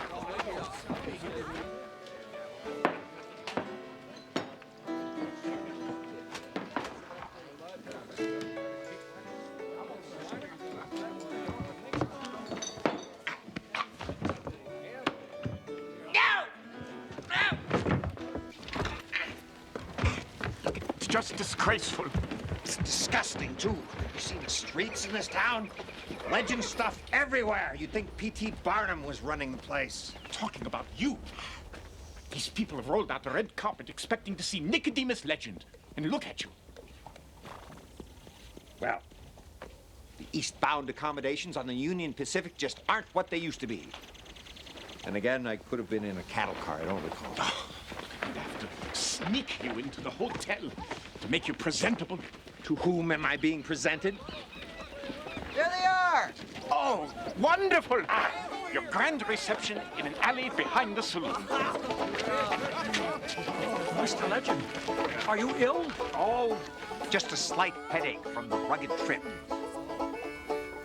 Tone down the orchestra a tad. Mr. Legend was just telling me that he is traveling incognito. He is undercover on a case. Of course. Chamberlain Brown, Mayor Pro Tem, among other things. Mr. Legend, I would like to give you your official welcome to the town of Sheridan. Thank you. Welcome. We had a key made up. Unfortunately, it got lost in freight somewhere east of Cheyenne. So did I. Hey, is Mr. Nicodemus Legend back here? Mr. Legend is working undercover today, okay? Incognito as well. Name's Amos White, Mr. Legend. Owner, editor, and publisher of Sheridan Weekly Trumpet. Thought you might want to see this right away. To Mr. Nicodemus Legend, have decided to turn myself in and pay for my crimes. Will surrender only to Legend in person. Signed, J.B. Siringo. Just who is this Siringo fella? The most notorious bank robber in the West. On his last job, he killed the guard in cold blood. No, thank you. No. Took $250,000 from the Midland Merchants Bank in Tucson. Well, you wire him back and say, shame on you.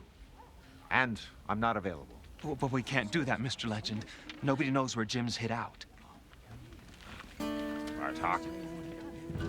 If it's not too much trouble, could you work in a massacre this time?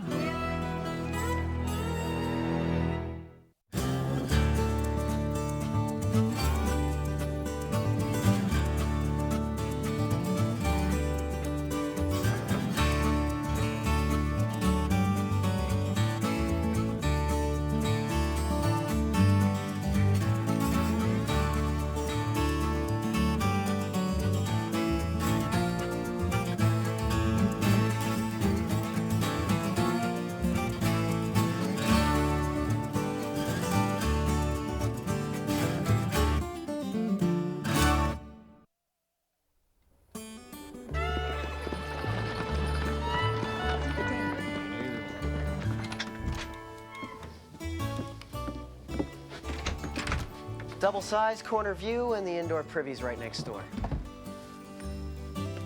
Thank you, Skeeter. Yes, sir. A pleasure, sir. If you need anything else, just throw something out the window. I'll be right up.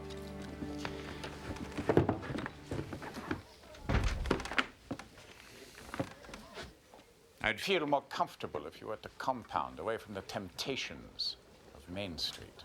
Au contraire, my friend. A writer needs distraction once in a while. What you need is to consider just who you are. Who I am is Ernest Pratt. And Ernest Pratt is wise enough not to get caught in a crossfire between bank detectives and a ruthless bandit killer. Yes, but Nicodemus Legend belongs in the crossfire. He thrives on it. Legend thrives only in the pages of these books. Not anymore. I don't believe it. You're starting to sound like everybody else in this town. You know me. You know I'm not Nicodemus Legend. What's wrong with you people? They're proud of you. Oh, please. I suppose you believe in Santa Claus, too. I do. Millions of people do. And every year, Santa Claus delivers.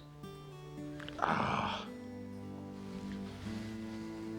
Professor, I've been thinking all this business through. You know, my contract with E.C. Allen calls for 5 Legend books a year. Yes, and for you to live here and to work with me. So, I'll nose around. I'll cook up some stories. You supply the technical whiz-bangs. We'll have some laughs. I'll write some books. I'll make some money. But I am not, mind you, not going to run around pretending to be something I'm not. You say that as if you thought you actually had a choice. I like to think it's still my life. No. It is theirs. You gave it to them. The minute you put pen to paper, the minute you put your picture on the cover of your books, they own your life now. Nuh-uh. That was not part of the contract. You'll see. See what? What are you talking about? What does that mean? It means you'll see.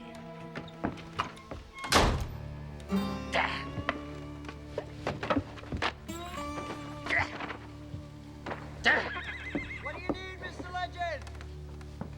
It's Pratt!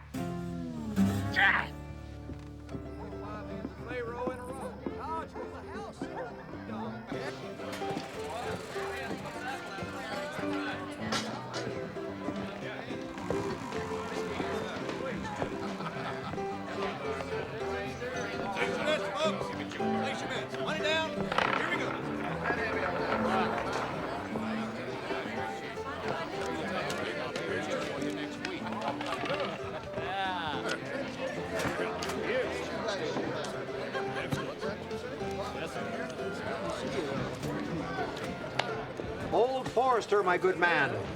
A full bottle and a clean glass. I beg your pardon? Whiskey? That stuff is for sale, isn't it? Or is this some kind of whiskey museum?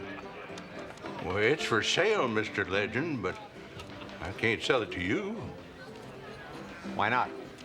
Everybody knows Nicodemus Legend doesn't drink. What's your name, friend? Lamar. You a married man, Lamar? Only 19 years. All right. Then there must be something in your life that you don't want your wife to know about. She sure does hate it when I chew my toenails. Sounds like a woman of quality, Lamar. Don't you ever lose her. But you see, to a writer, the reader of his book is like a wife. And there are a couple of small things in my life that I don't want my wife to know about. It would be bad for business if people saw me give you hard liquor.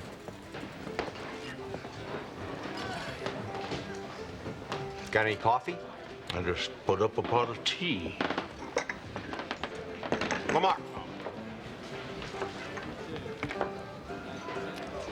You take that cup, fill it with bourbon, I'll pay full price. We'll call it tea. No one will know the difference, and I'll be a happy man.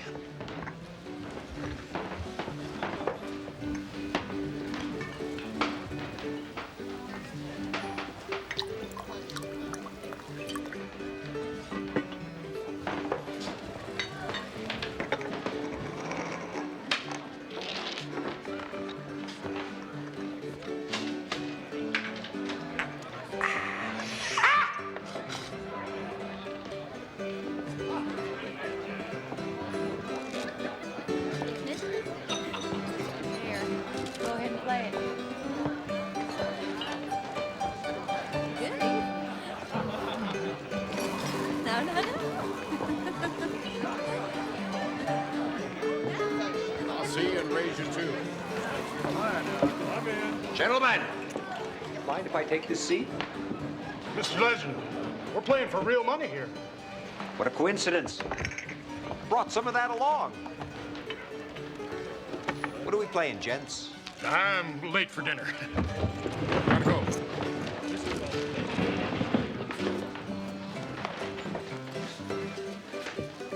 Everybody knows you don't gamble, Mr. Legend. Why, Preacher Cullen would condemn them to hell just for dealing you into a game for gumdrops. Condemn them to hell?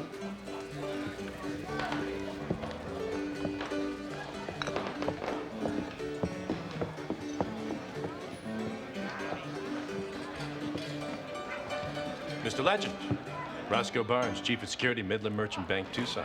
I'll be providing security for you at the surrender site on Saturday. Now, we need to discuss. Hold on there, Roscoe. Surrender site. What's surrender site? Gentleman Jim Siringo's. Oh, sorry. I believe I have a personal appearance that day at a wedding.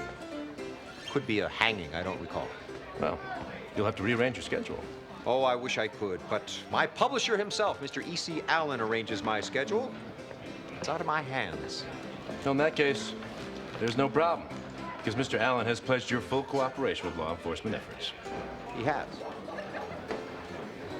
Well, of course, I always cooperate. It's the participate part that could be the problem. As I said, there's no problem. Mr. Allen said that you would be in Tucson for the surrender. He said that, did he? Well, must be a switch in public relations strategy.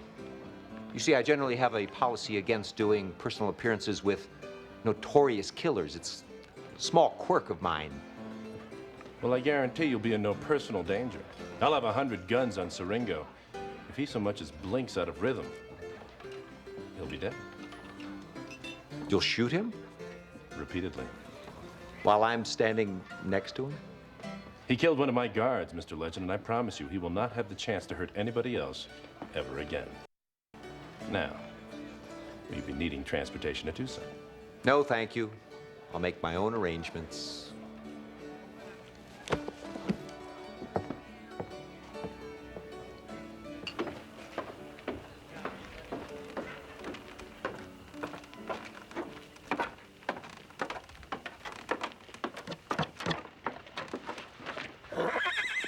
Nicodemus Legend.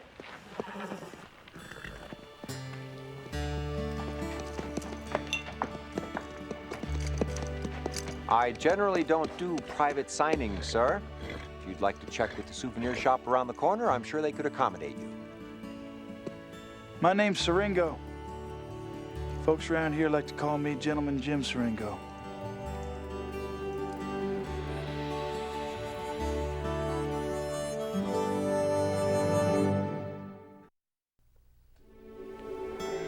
I didn't kill anyone, Mr. Legend.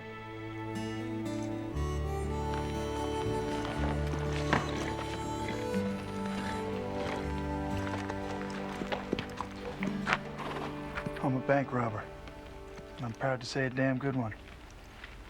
Nobody needs to get hurt if you know what you're doing. Yes. Well, I'm sure the marshal will be fascinated by your side of the story. They say I killed a guard. You know how folks feel about a man that kills a badge? I reckon I'll never get a fair trial. That's why I'm coming to you. Mr. Siringo, Jim, I am a writer of stories. That's all I am. The kind of help you need, I can't give. This ain't no different than what you did for the Payson twins in Amarillo. Double Shadows? You read that book? I read all the Western dimes, and I'm glad to say yours are the best. Ned Buntline wouldn't know which end of a mule to feed. Well, I'm becoming increasingly sympathetic to your cause, sir. I don't have to tell you what the name Nicodemus Legend means around these parts. But I don't think you know what the name Gentleman Jim Siringo means to the folks around here either. See, Mr. Legend, they know I only steal from insured banks and not from the customers. They also know that I'm willing to share my good fortune with those in need. And until now, they knew I'd never hurt anybody. Someone's trying to take away my good name. Any idea who? Nope. But I figure between now and Saturday, you might be able to find something out. There weren't no shots fired while I was in that bank. It wasn't until I got outside that I heard a gunfire. There must have been witnesses. All the witnesses say I did it. They also say that I stole $250,000. I couldn't make that much money if I robbed every bank in Arizona, Mr. Legend. There was only $10,000 in that vault. And that's the God's truth. I'm just asking you to investigate it for yourself. See, I believe in you, Legend.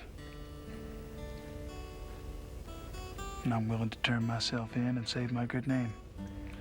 So long as I know that Nicodemus Legend is on the case.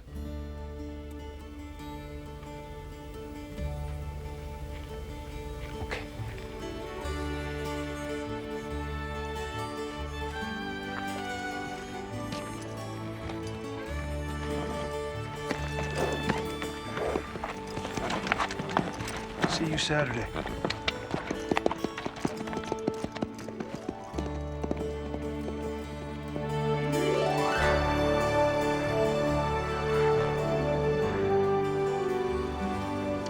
You know, I have to admit, the world looks a lot better from up here. Well, I knew that once you had settled in and had a chance to think things through, you'd be glad to get back into action again. Glad to be back? I've been coerced. I'm surrounded. My publisher commits my services to the bank, and Siringo, well, he did something that I find completely unforgivable. He put his life into your hands? Exactly. I hate that. Keep us on the same course. No, I've sent Legend on a lot of investigations, but never old Ernie Pratt. No, sir. I'm not sure he's up to it. Well, he was up to it the last time. And remember, you have the power of the Bartok Research Facility behind you. Always a comfort. You know, Ernest, I think that this little adventure is going to be good for Legend. And besides, it might help some of the problems that we've noticed in your last few books. What? What problems? Ramos will explain. Ramos, my excellent scientific associate, he also has studied literature at Harvard. Oh, well, do tell, Ramos. I was mentioning to the professor that your later books were a bit predictable. Yes, well, my audience has grown to expect a certain value for their dime. Yes, but unpredictability is something that you need. Ernest, a man who does not have adventure in his heart cannot write adventure books. Yes, well, keep in mind, if the hero dies, the adventure is over. Oh, don't worry. We'll be right behind you. Yet another comfort.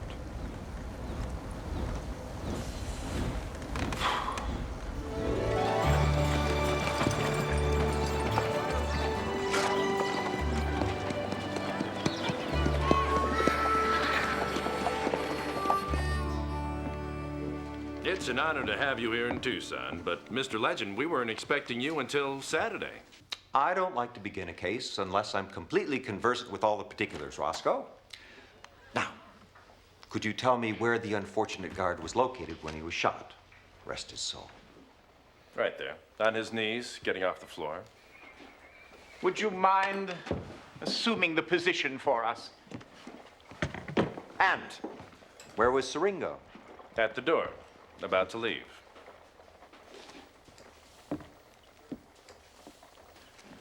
Mr. Legend, I don't understand. Bear with me, Roscoe. Bear with me.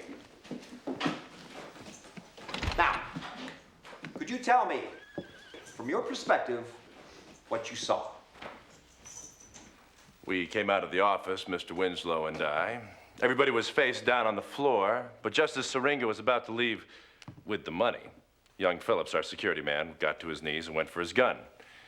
Jim shot him dead and ran out. Could you gentlemen stand where you were that day? Please?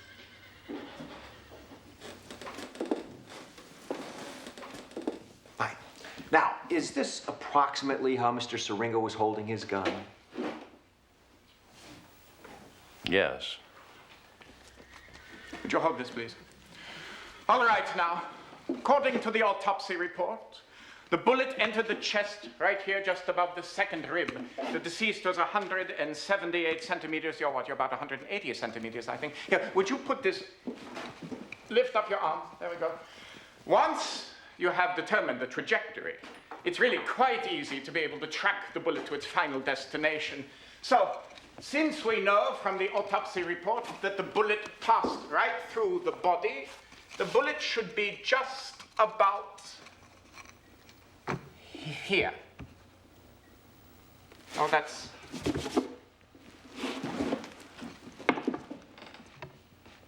It's really quite curious. It isn't here. What is he talking about? Tracking bullets? The science of forensics, gentlemen. Perhaps you read how I used forensics to solve the mystery of the Feather Creek stalker. Perhaps not.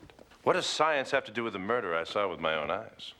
It is possible, sir, that you did not see what you thought you were seeing. Why, there's a magician friend of mine in San Francisco who had me convinced that he was sawing in half a half-naked woman. Nearly brought my heart to a stop. For you see, that young lady was a dear friend. But of course, I was not seeing what I thought I saw. Why, as a matter of fact, the young lady and I shared a cup of tea afterwards, and she didn't spring a single leak. Huh. I know what I saw. Mr. Legend, I assure you, we saw Siringo shoot young Phillips. Now, is there anything else we can do to help you? Just one more thing, Mr. Winslow. $250,000 is a lot of money for a bank this size. Why, I wouldn't imagine you could hold more than, oh, say, 10,000? This bank is the depository for most of the business interests of this part of Arizona. No slight intended. Gentlemen, good day. He knows about the money. If he knew about the money, he wouldn't be asking questions like this. He'd be talking to a bank examiner. Then what is he up to? I don't know. But I promise you, after we kill Siringo on Saturday, nobody's gonna care. And if Nicodemus Legend wants to get in the way, he'll just have to die there too.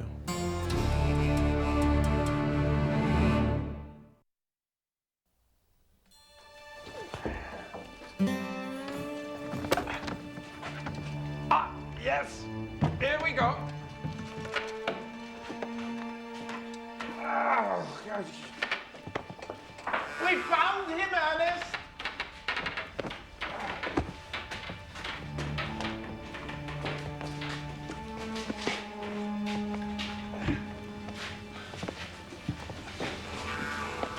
Don't you want to see? No. I'll stay out here and stand guard. In case there's a problem with security or something. Why would they be guarding dead people? Because they may have read Edgar Poe as I did as a child. For years afterwards, I had to sleep with a burning candle in my room. Of course, I don't need it as much anymore. His internal organs have been removed. Oh, what do you need? His liver. We really do need you, Ernest. What? Would you scare up his liver, please? And his heart. Oh, and his heart.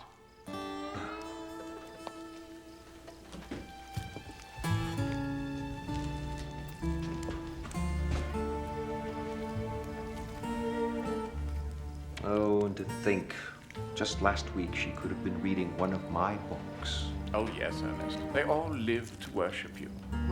The rear wound is slightly higher than the front. Tell me, Ramos, how is it you know so much about medical examination? He studied medicine at Harvard for a year. Of course. Silly me.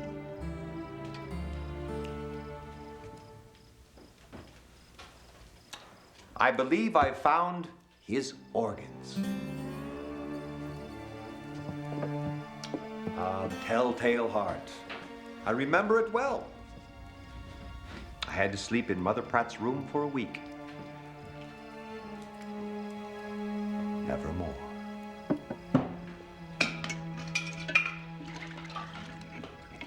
Ah, yes. The bullet track definitely expands from the rear to the front. There's no question about it. This man was shot in the back. Could the coroner have mistaken an entrance wound for an exit wound? Possibly, if he weren't paying attention. Or if he were paid not to pay attention. Well, in either case, it just proves that Gentleman Jim could not have done it. All the witnesses place him in front of the victim.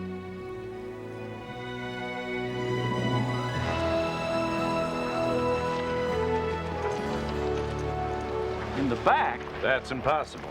We've got the forensic evidence to prove it. I don't know much about your forensic science, Mr. Legend. Frankly, it could work better in a book than in a court of law. But we'll give it all a look once Jim's behind bars. My only concern is that he make it there alive. Here he comes.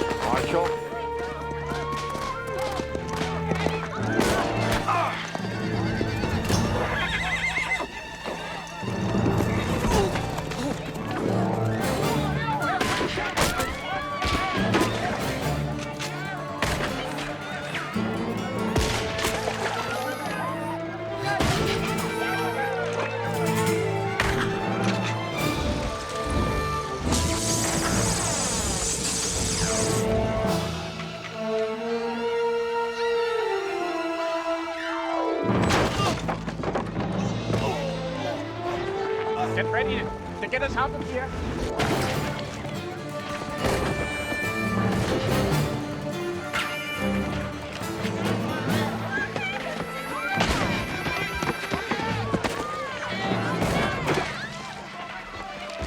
The gun pointed at me. You're taking me hostage. Ah! Hold your fire! He's taking Nicodemus Legend hostage!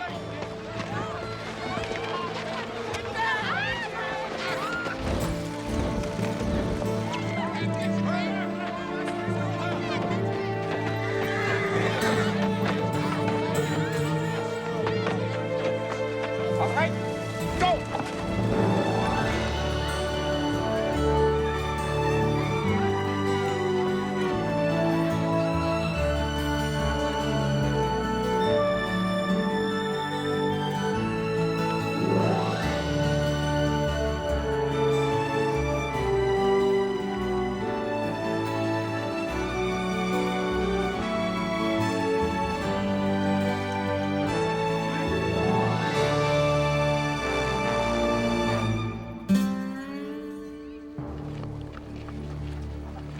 Well, we should be safe here for a while.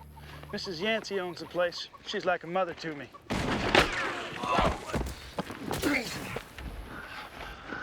Maybe you should have written more often, huh?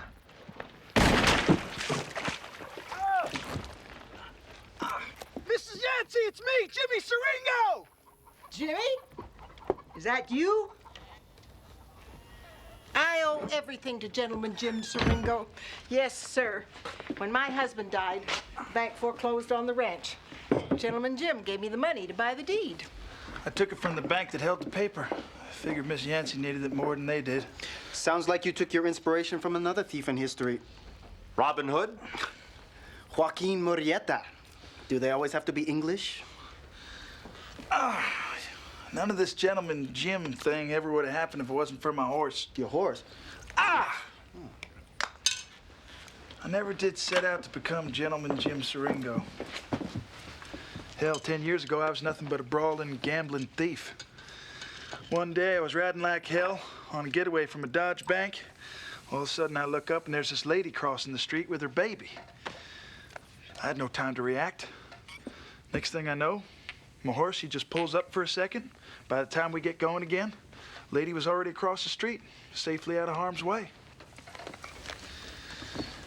Excuse me, I need to use one of your bullets, just for a moment. Anyway, by the time I got to Denver, folks was already talking about it. Only the story changed a little bit. They were saying how I got down off my horse and helped the lady across the street. And then by the time I got to Santa Fe, story changed again. Only this time folks were saying how I gave all the money that I stole to the lady for the child's education. None of it was true, though. So, all because of that horse, folks took to calling me Gentleman Jim. And I found that I liked it. Because they started looking at me different. Treating me with respect. Instead of looking at me with disgust and fear like they always did. So I figure, why stay a lost soul if I can become somebody entirely new? Somebody your audience wanted you to be. Like I said, Mr. Legend, my name has come to mean a lot to me, just as I know your name's come to mean a lot to you.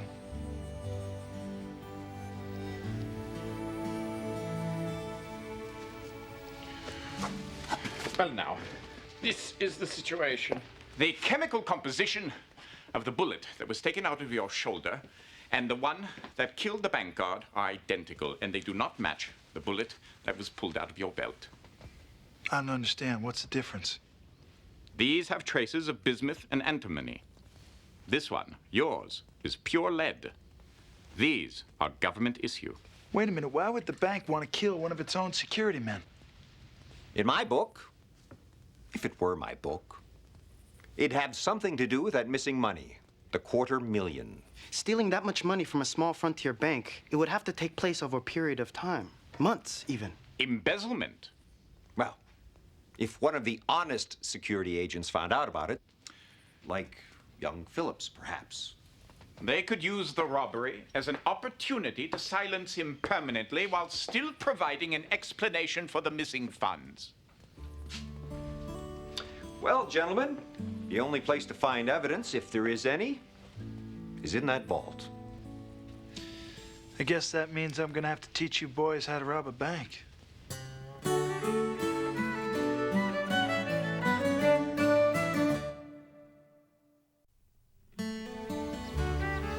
The safe we want is in Winslow's office. We're gonna blow it wide open with a whole bunch of dynamite. Oh, dynamite will come now. What's the problem? Well, it's been done. It's loud. It's bulky. This is not just a bank robbery. This is an opportunity to advance the science of bank robberies.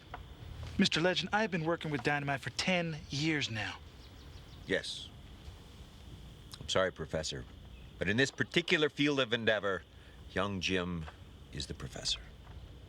Fine. Fine. Thank you, Mr. Legend.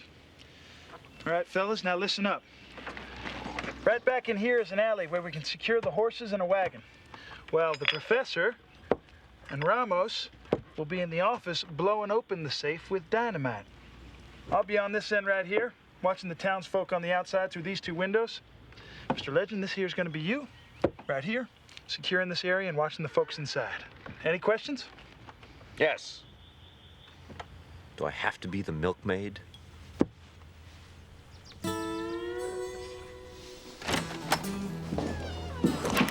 Afternoon, good kind citizens. My name is Gentleman Jim Siringo, and this here's a holdup with a special guest appearance by Mr. Nicodemus Legend. Thank you, Jimmy. It's great to be here. Now, folks, there's nothing to worry about. Nobody's going to get hurt. You all just relax and watch, and you'll all be in my next book. Huh? All right, get them hands up and let's get started by throwing all them guns to the center of the room. Move! Yes, sir. Come on, Roscoe, let's have it. Thank you.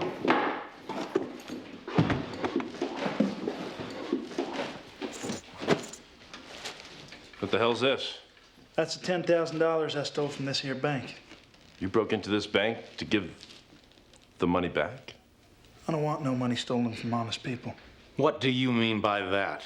It means, Mr. Winslow, that we intend to find out if you embezzled $250,000 from the good people of this community.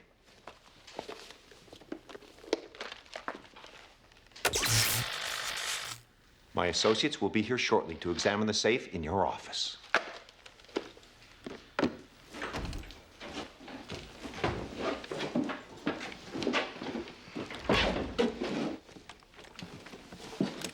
Where's the dynamite?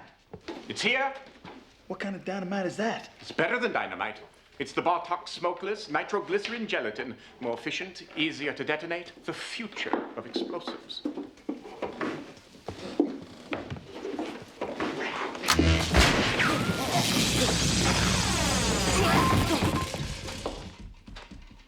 It's all right, folks. I perform this demonstration at county fairs all the time. He'll be all right. And most of his hair will grow back. That's gonna draw a lot of unwanted attention.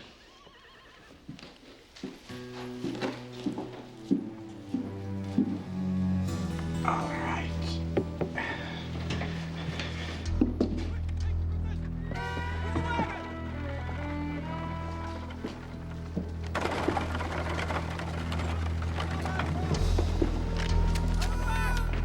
It's gonna be a hell of a lot harder to get out of here than it was to get in. We got company. Professor? There. The truth shall set us free.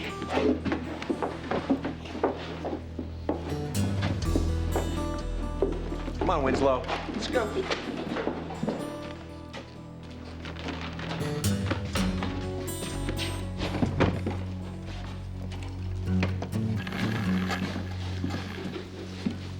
You better hope we find what we're looking for in that safe. What do you think, Mr. Winslow? Any chance we'll find another set of books in there?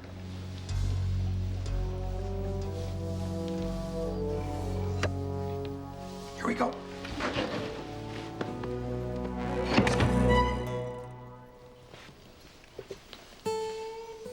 It's certainly smokeless.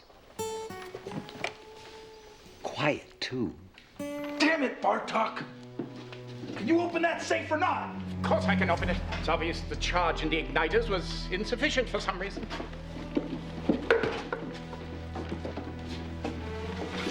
It's probably the wires. No, you're in there, Jim. Walk on out now while you still can. Professor! Compensating! 30 seconds, Jim. Bartok! Let's go.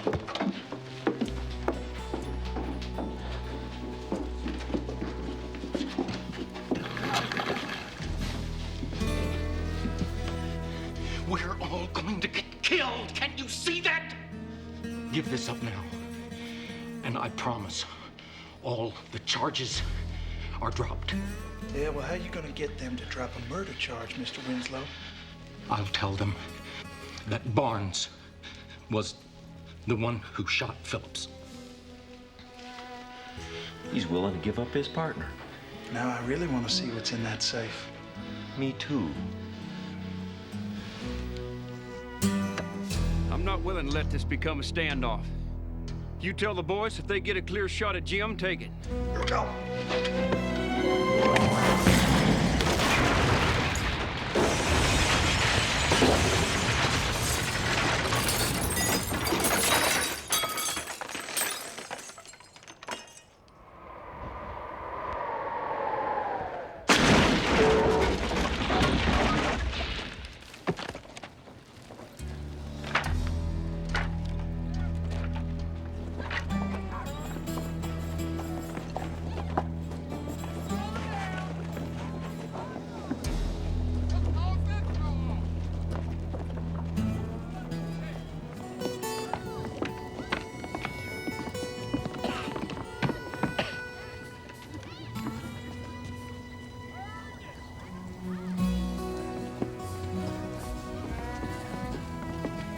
So much for advancing the science of bank robbery. Good job.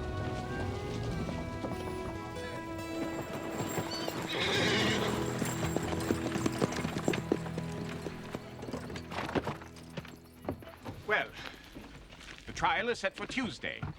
The marshal doesn't think that you will have to testify as he has all the evidence he needs. And the federal attorney said he's dropping all the charges against you. Evidently, Barnes and Winslow were the big fish in all this, and you were just... well, you helped catch them. Oh, and there's something from the bank officers that we have to show you. Go ahead.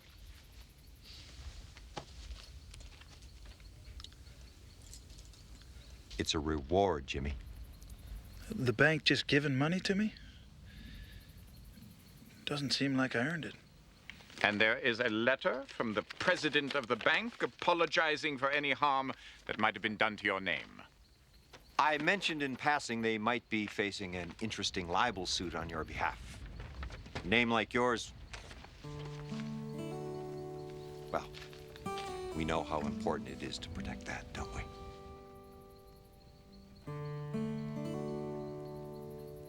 Very nice to have met you, sir. Nice to meet you too, sir. On our way.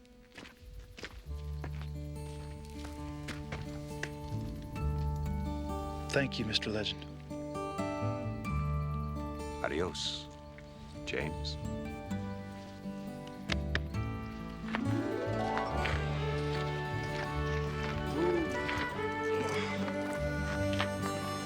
Thank you too, Mrs. Yancey. You take care now.